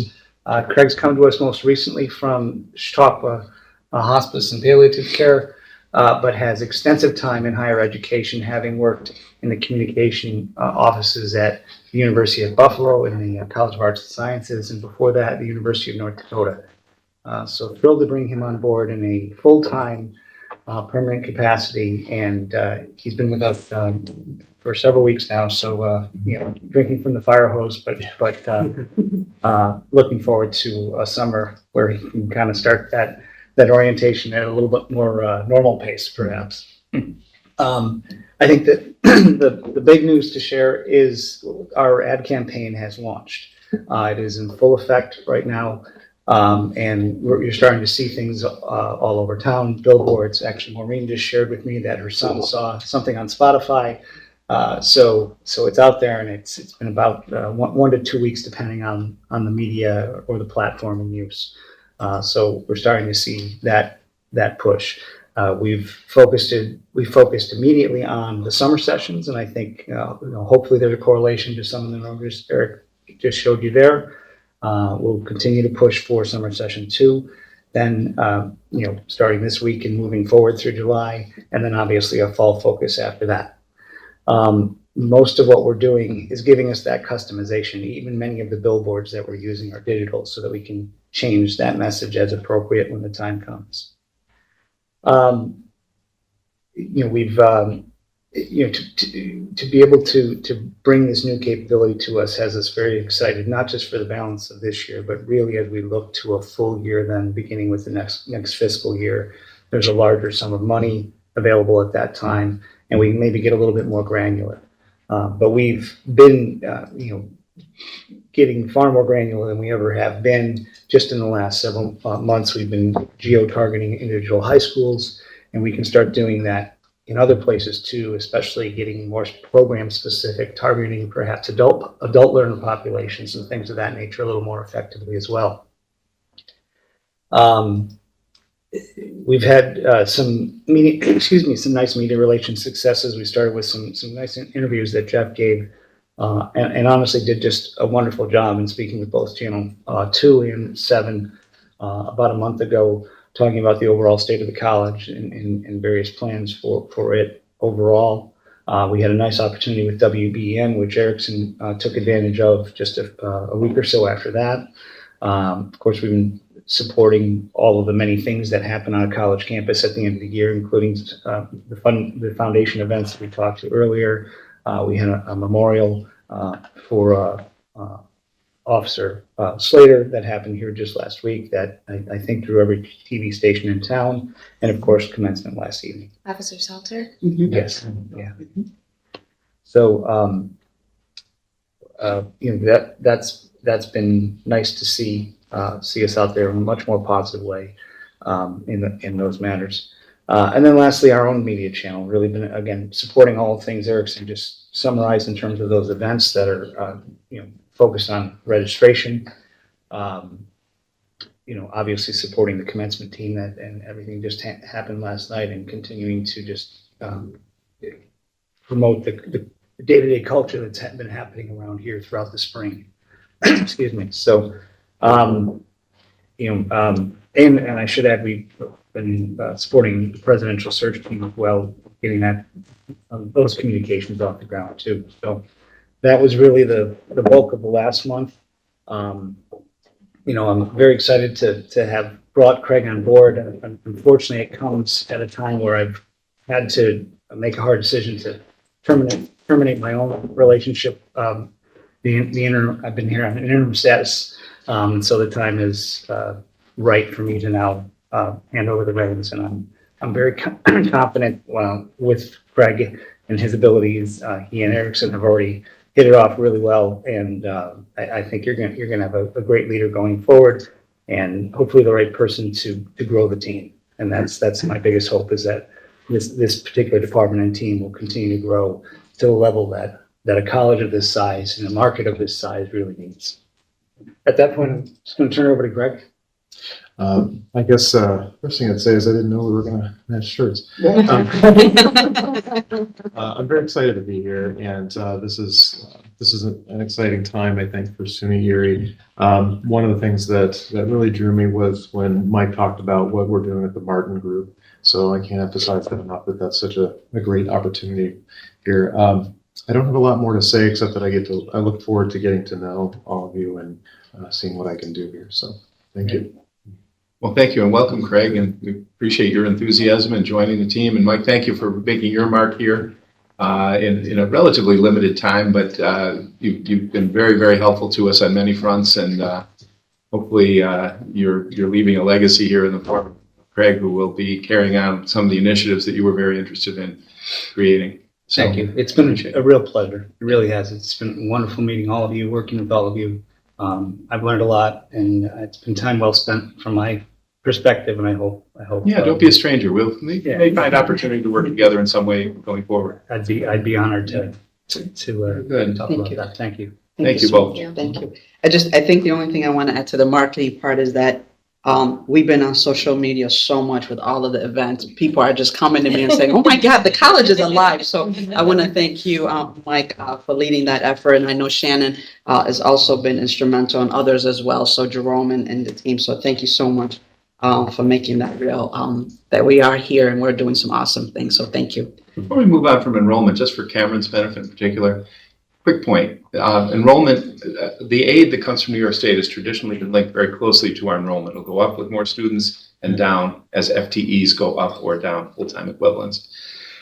And that's been changed in recent years. So while enrollment is a big challenge for us in terms of keeping the numbers in class right, getting people to graduation and so forth, the economic impact of declining enrollment has been somewhat muted by a state policy that has said, we're going to keep your state aid at 100% of what it was a couple of years ago, notwithstanding enrollment declines. So that has helped us, but what it doesn't do is cover increasing costs. It's just a floor that kind of keeps us stable. We still need students. We still need to make sure that professors are teaching classes with adequate numbers and so forth. And we have to reorganize ourselves to make sure that happens. But just want to make that point as you enter the mix here. Enrollment and finances are linked, but perhaps a little less linked than historically has been here like 10, 20 years ago. I mean, and just to your point, and to Cameron's point that he brought up a bit earlier in terms of like accepting more students in the nursing department, there is a need, and there's, I'm wondering, how does that, are we, what programs are turning away students? And then in terms of like, what do we need to do to build our capacity staff-wise or whatever so that we can accept students? Why are we in a position where, we're only graduating 60 nurses? So, I mean, what can we do about that? I was gonna say, like, too, especially too, like, if a student goes to SUNY Erie and they want to enter the SUNY Erie nursing program, not to say like a connection, but I just say if a student is qualified, or if they're not as qualified, they should still be able to kind of get into the nursing program, but take what they need, what they're missing, just so they could get in, not be turned away. Because if they're turned away, they're gonna go look somewhere else for another nursing program that probably would have accepted them over maybe one low grade score or whatever, Yeah. So I think part of the work that we're going to do under the AVP of Academic Affairs is really to look at that. Okay. We have not really systematically looked at the program, especially as it relates to health sciences, because we do have restriction, and it varies. Some of it is accredited relations related, some of it is space. But I think now is the opportunity to really look at that very specifically, programmatic. What is it that we need, and how can we improve access? I think it would be great to really narrow down the problem to find out. And part of it is really surveying our students, and that was some of the things we talked about during our meeting with the folks from the county, is really to talk about what it is that's leading students to go somewhere else. What is it that we do not, as a college, do a survey, generally speaking. So that's something that we're going to work with Kathy and team to really do a survey so that we really understand what the experience is like here, but also more importantly, when students leave, why do they leave?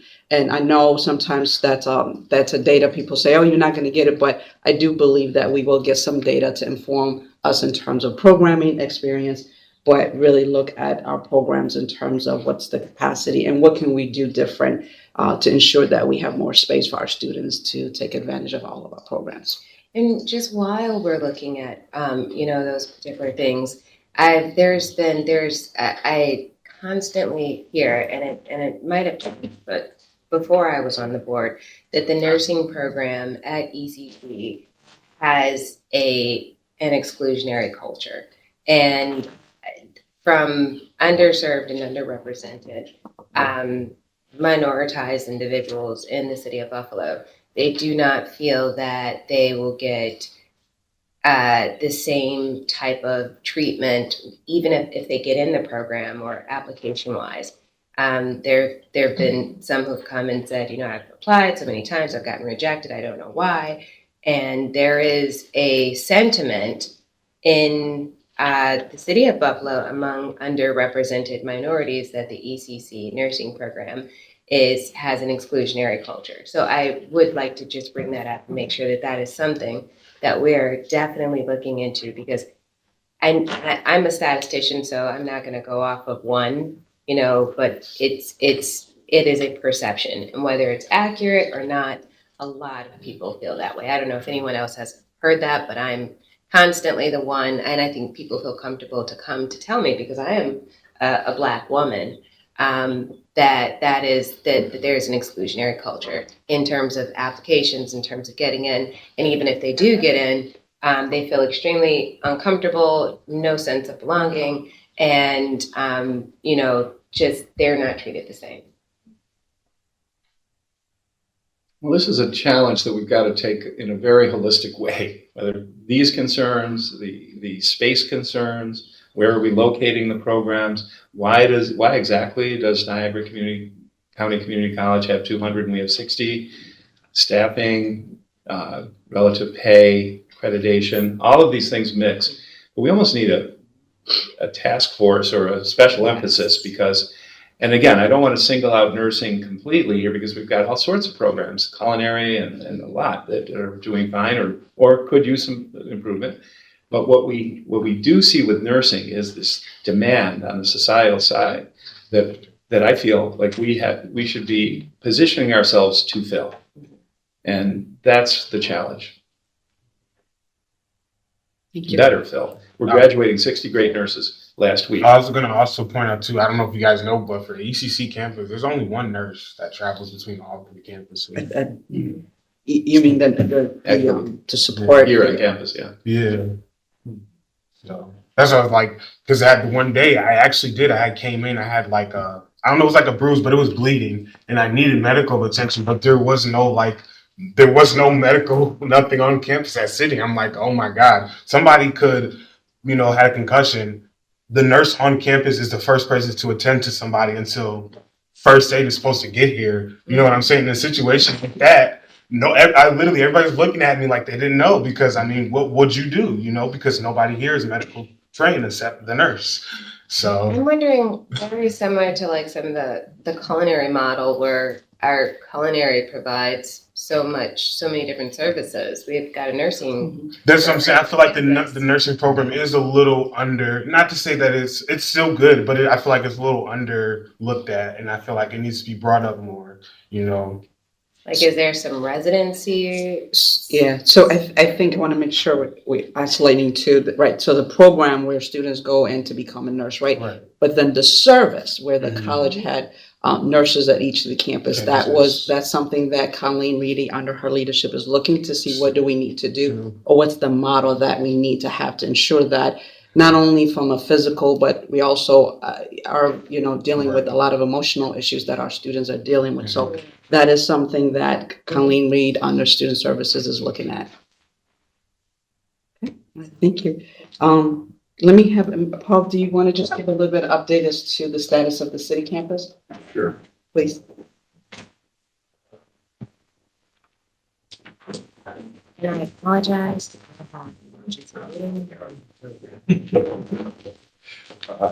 So we meet weekly. Right now, the recovery is progressing. I stood there yesterday. They have the fifth floor is other than, we had another small leak a few weeks ago, during a bad storm. It was like Saturday that got the new plaster a little wet, but, so that's drying, but the 5th floor is completely done other than painting, and the carpeting, they will be here in 2 weeks. So the 4th floor is pretty much, I think they were finishing that yesterday when I was walking through there.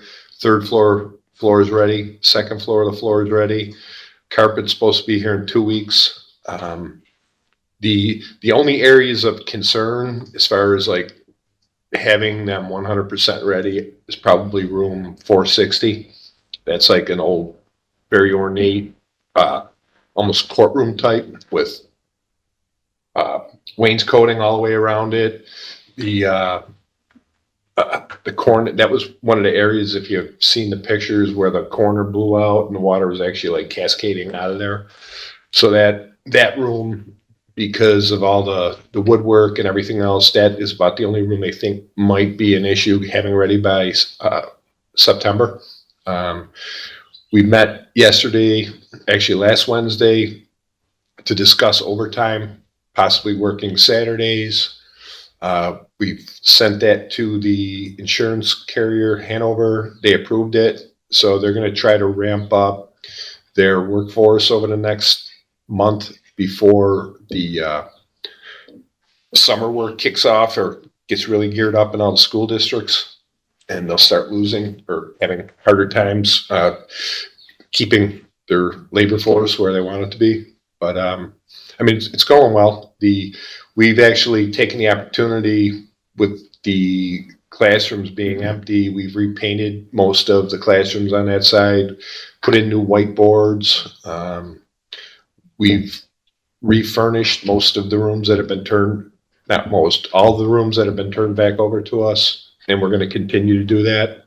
So it's moving along. I mean, if you were to walk through there, you wouldn't really think so, but they're feeling pretty confident that the all abatement will be done in the next 3 to 4 weeks tops, and then it's really mostly just Lakeside doing the recovery work, which painting, plastering. Most of the plastering will be done, they feel, within 2 weeks. Then that cures for 21 days before it can be painted. So that should take us into July, but everything's moving along really well. And so to Cameron's question from earlier, the expectation is still opening in the fall. Yeah, with the exception of maybe 460. That's the only room because of it's much more ornate than pretty much any other room there. So everything's happening there. Alongside while you're there, Paul, just talk a little bit about South Campus. So we do have it part of an update. The first part, Adrian and team is work, and Colleen, like I mentioned earlier, working with our faculty and staff to see how we could create a situation where we're condensing the amount of buildings that we use there, and for purpose of making sure that there is a community of learning taking place. It's not to rent or anything like that, but how do we do that in such a way where we have students, we have student services, similar to what we kind of created for the city campus. A lot of folks thought that was a good way to create a community of learners. So how do we do that? So Adrian and Colleen are working with the team to really do that. We want this to be faculty driven, staff driven, so that we really are putting the student center first so that they have that experience, but also continue to have the discussion to make sure that because we are coexisting with the bills and the construction team, how does that look like and what does that feel in terms of the students? I know I met with Mark to talk about security. What do we need to do to make sure that the security where the bus stop is, so that it's not really creating an issue of that. So all of those are something that we're working on so that we are better prepared for fall for our students at the South Campus. At the same time, we're also looking for opportunity. What does that look like in terms of present there? So Paul and team are also looking for areas around South Campus to see what that would look like for us as a college as a way to propose. So our intention is by the June meeting for the board is to bring some draft proposal for the board to really look at to see what would that look like in terms of our future. This is not making any decision, but it is really just to give us options to see what is available for us by way of us having a presence at the South Campus. Anything to add to that, Bob? No, we're just doing our due diligence, Yes, basically, yes. to plan ahead. You know, Yes. You're basically just preparing for the worst, but, we're not anticipating that to occur, but, it's incumbent upon us to go out and look to see what other space is available in the area to make sure there's a presence in the South Towns to serve the students in that area. Yeah, I think we've been pretty consistent about that for many months, almost a couple of years now, in terms of exactly where that's headed. So, Yes. and the Bills situation, I think we've tried, as I said, to be good neighbors for that project without impairing our situation there and arguably enhancing it, because I view some of this condensation that's going on, a condensing of the space, as positive. And the example that comes to my mind is when we moved from post office to across the street. There was a noticeable uptick in engagement of students, faculty, everyone being together, not sprinkled out throughout a vast space. I think some of that is being replicated at South through outside events and some of our decisions, but I think it's an enhancement on some level. I think so too. And as well as the ongoing meeting with the Bills and the team, we do have a monthly meeting with them, even more, depending on how the needs and the faculty. So we have we're doing some work with them to make sure that we're taking opportunity from the current work, but also what does that look like in terms of future opportunities that we have. So that's I like the proactivity and not being too passive, but the fact that you're really leaning forward into that Bills project and everything in South Campus. That's right. That leads me to the Level Up initiative by Chairwoman April Bassett about really, this is an initiative to really promote a disadvantaged enterprise wraparound services initiative. It's really to help businesses, minority-owned businesses and women-owned businesses to really have an opportunity to really bid for projects and businesses as the stadium builds. So part of our role in here, I'm very excited about it, is that we have a role to play in this, and we were invited by Chairwoman to take part in this. And our part will be the education side of it, meaning that we'll work with businesses if they need accounting or bookkeeping and things like that, that we would be the institution to really do that training. So this could be sort of a non-credit or credit. So this is a great opportunity, and a lot of the courses and even program that we talked about is really courses that we have in our curriculum already, but it is really customized into the needs. So I'm very excited about that. I had a long meeting with Chairwoman, and then we were at the announcement, and we were really called out as a college, and certainly the opportunity to even play a greater role. So I'm excited about that, and I know our faculty are also to really lead that effort with Chairwoman in the county and the Bills, who are very much invested in others in this project. So I'm very excited about that. Just to go back in terms of some of the events that, as you know, commencement was really exciting yesterday, and I was really honored. I have to tell you, my daughter reminded me that I was the first woman, at least according to her, and I think it's true, to really confirm a degree in the history of the college. So I was very honored and very emotional about it. So thank you for giving me that opportunity. And I thank our students. Every student that came, I made sure they were smiling. I'm like, you got to smile, you're on camera. So they gave me smile, right? Where was the ceremony at? At Buff State last night. Yes. Did you guys share like with them too, or you guys had it on separate No, days? this is just ours. Yes, this is just for us. And we will get, obviously, survey our students and really get some feedback how we could improve it. There's always, as you know, opportunity to improve it. One of the things that I feel very strongly about is to make sure that our students stay for the entire ceremony as it relates to other students getting, we just have to work on that, and we will. I think we just need to think about the timing and when this happens. I know it's very difficult to sit for 2.5 hours, perhaps.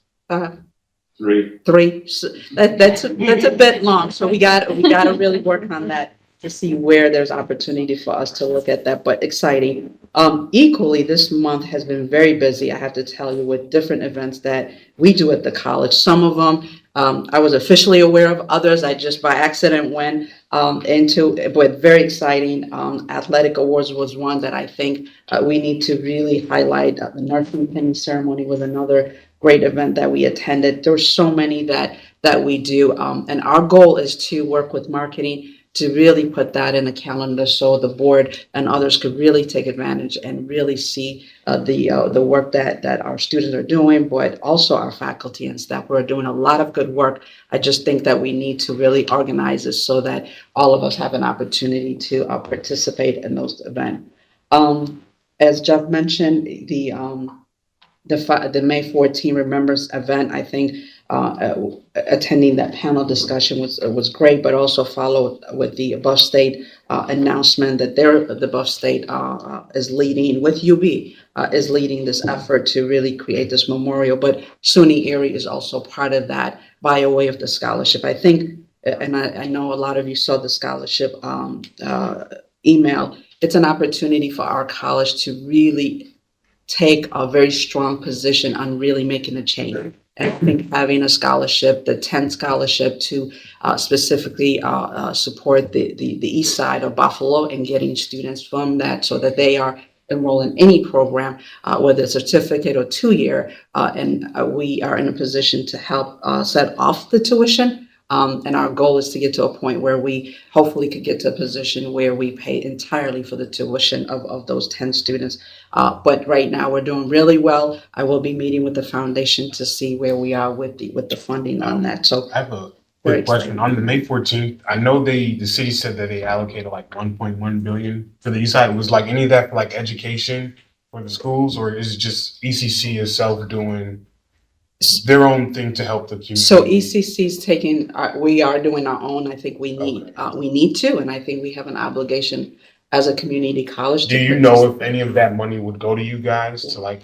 I'm not sure yet, but we'll work on that. Trust me, I will be very involved to make sure that we're part of that discussion as well and see what we could provide as well. So more to come on that. We hosted yesterday as well. The Western New York President's meeting was hosted here. Our culinary folks, students, and staff did an outstanding job. We have pictures of that. I couldn't ask the team to put the picture up today because it was late, but we will have that. We had a wonderful meeting. We talked a lot about a lot of the legal issues that are coming to be a concern for higher education, admission, the affirmative action that is a Supreme Court level to decide how race impacts that. So there's a lot of things that are happening legally that we will have to be part of the discussion. And so that was part of the main topic during our discussion with the presidents from the different colleges in the area, both public and private. So that was really exciting. And then our team met with Madai to really support, to do a teach out with them. So part of our goal is really to support the student, the institution as they're going through the transition of making sure that all of our students in Western New York are taken care of. So we will, with other institutions, take part in really supporting the institution as appropriately. So we are working with Madai to support so that we have a place for those students who are interested in attending SUNY Erie. So we're working on that as well. That is my update. Very well, thank you. Thank you. Can I ask just a quick question? Do you have any update on the security issue in city campus with the traffic and everything that you've discussed before? Yes, so we're still waiting for a meeting from the city to really sit down and talk with the city how we would need to do that. But also we have been doing the work of the bridge that we have between the post and the athletics. So that is really, everything is done there as well. So we will be focusing a lot more, but still waiting to do the meeting with them directly. Yeah. Okay. So I should have more hopefully in June. Great. Good question, yes. I know we talked about that last board meeting. Yes, real concern. It is, and it continues to be, and I don't think it's just for our students, but just the community. Yeah. Because we do have There a were lot of a individuals. lot. There were, I think, like 3 accidents this semester. Yeah, yes. It's a concern. Yes. Thank you, Dr. Sagai, and again, congratulations on the way you handled yourself and the entire team conducted the commencement last night. It was really a great reflection on the college. Thank you. Yep. Marcel, student trustee, or maybe your last one.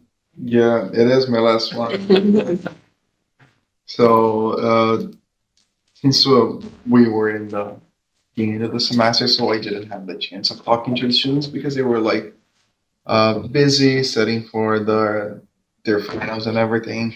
But one thing that I'm pretty sure that like not only me but all of us, we really appreciate the ceremony yesterday. Good. It was really good.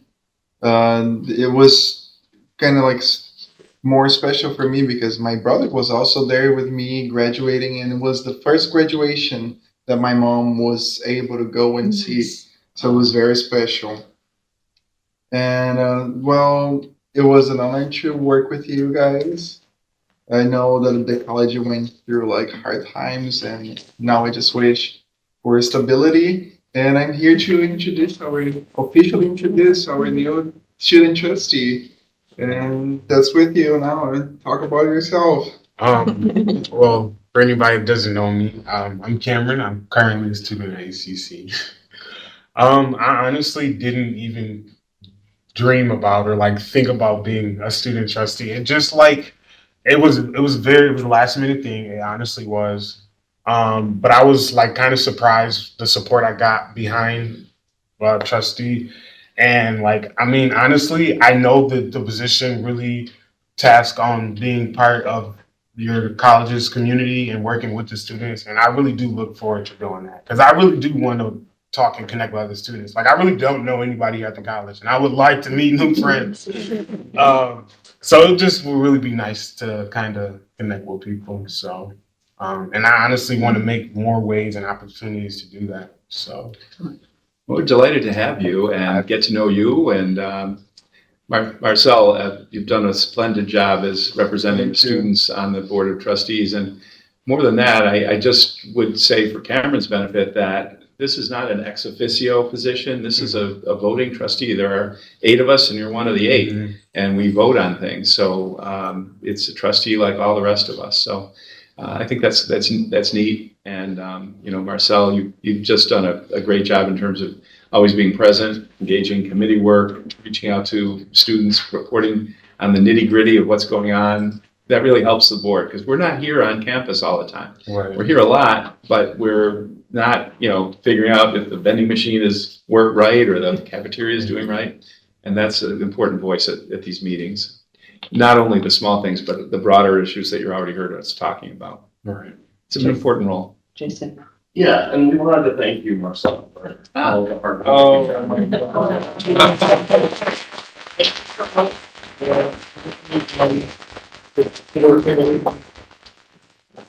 So we're gonna miss you here on campus, but don't be a stranger. I really appreciate it. And Marcel, what are in your plans next? What's happening? Well, unfortunately, I've been waiting too long for my green card and it never comes. So I'm going back to my country in September. But I'm gonna be a neighbor. I'm gonna be moving to Canada. Okay. Yeah, with my girlfriend, and I'm just gonna start my life there. Great. That's the plan. You're always welcome here, and that's exciting. That's a lot of big changes in your life. Yeah. Too much changes. Okay. Thank you. Anything further? Welcome. Thank you. I'm just really looking interested for an amazing year with you guys. And you live in where's your home? Actually live from 7 minutes away from the top. I live up Genesee and Bailey. Oh, yeah, okay. Yeah. Burgard, I don't know if anybody's familiar with it. Yeah. It's a pretty quiet neighborhood, too much. But I haven't grew up on the east side of Buffalo my entire life. I actually grew up in Black Rock off of Hurdle. The police station, I grew up across the street from the police station over there. I lived over there for like 7 years. Like I lived over on Hurdle for so long. Like I was running the streets with my diapers. My mom told me, so I was over there. Seemed like I was over there for a long time. Because I seemed like she told me the police brought me home a couple times, and I was a baby. I was like, that's so hilarious. But yeah, like I've been in Buffalo my entire life. My family from here. My parents met here. They were married for 22 years. My parents. I think their anniversary is coming. I shouldn't remember the anniversary, but I know they've been married for like at least 20 years.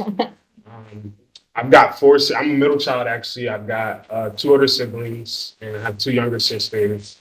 I'm actually the first out of my family to go. So this is like all me. Like graduation for my mom was in. So like you said, college graduation was like my mom would shatter if she seen me walk across. Like she already seen me in high school, and I couldn't even get her to come home because she was just crying so much. So I already know what college is gonna be like. So I mean, this is just yeah. Like I said, I'm just excited. You gotta hang in there now. You told us. So, congrats. Yeah. That's great. College Senate. I don't know if college. Oh, there she is. I snuck in. Better get it put on the bus. That's right. Super cool. I love it. Is that Thank you. Oh, that's nice. With the hands and everything. I would never use those. But like, if I had pills, I would never use them.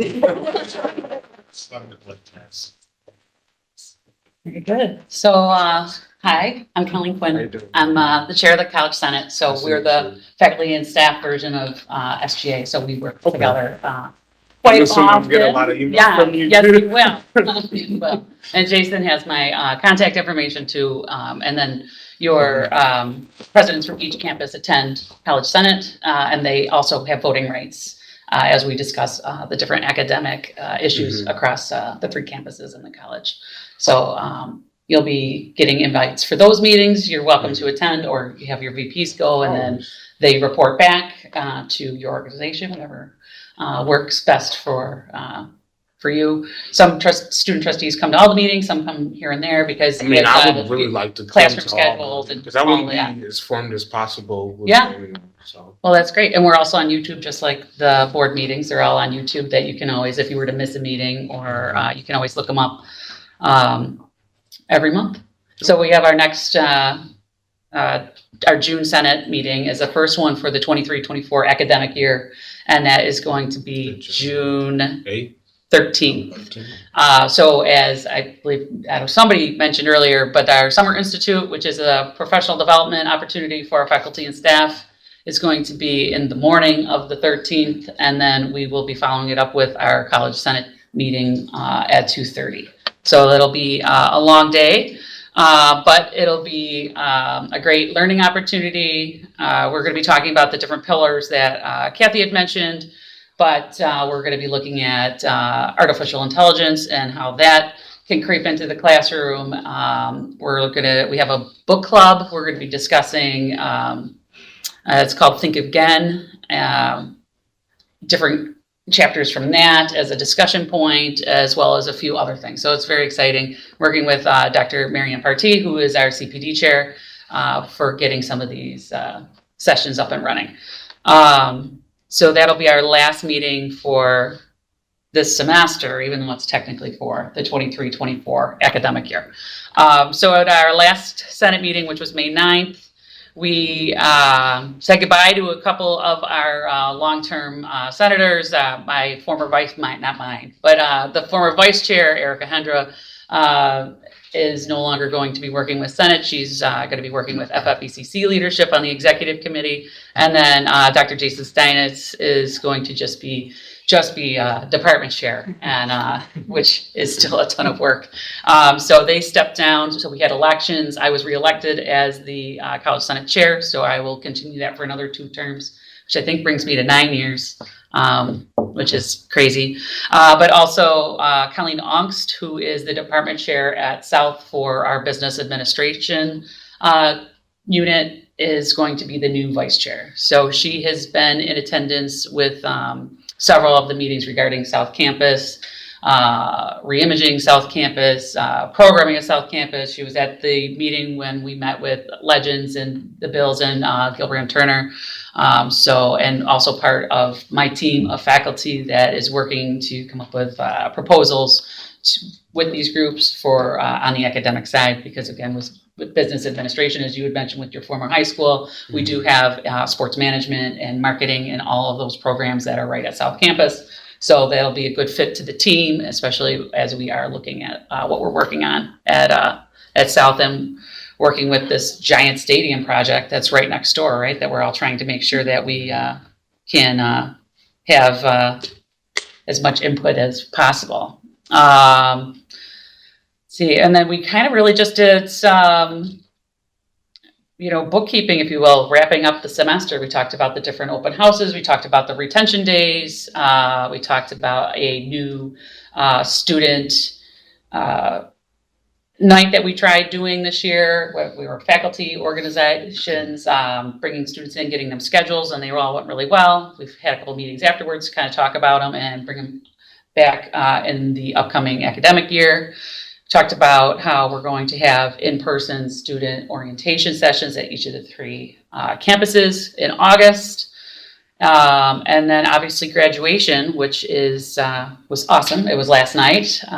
We were most of us here were there. It's my favorite event of the whole entire year. It's nice to see the students. And actually, I was telling Amanda, you're there and you're in your regalia, and you're not in your normal everyday person clothes. And you see them, and and I was saying their names, so then they walk by, I'm like, "Hey, Josh, congratulations!" He's like, "Oh, hey, like kind of reminds me from when I used to teach high school. You see the students in the grocery store, and they're like, "Oh my God, you're a real person. You don't live in a coffin when you're not with your students." So so very exciting. It was great to see all of our students. Faculty had a great time, and again, as we talked about last year after graduation, it was very much appreciated that the faculty and staff were acknowledged for our part in developing our students' education and our contributions.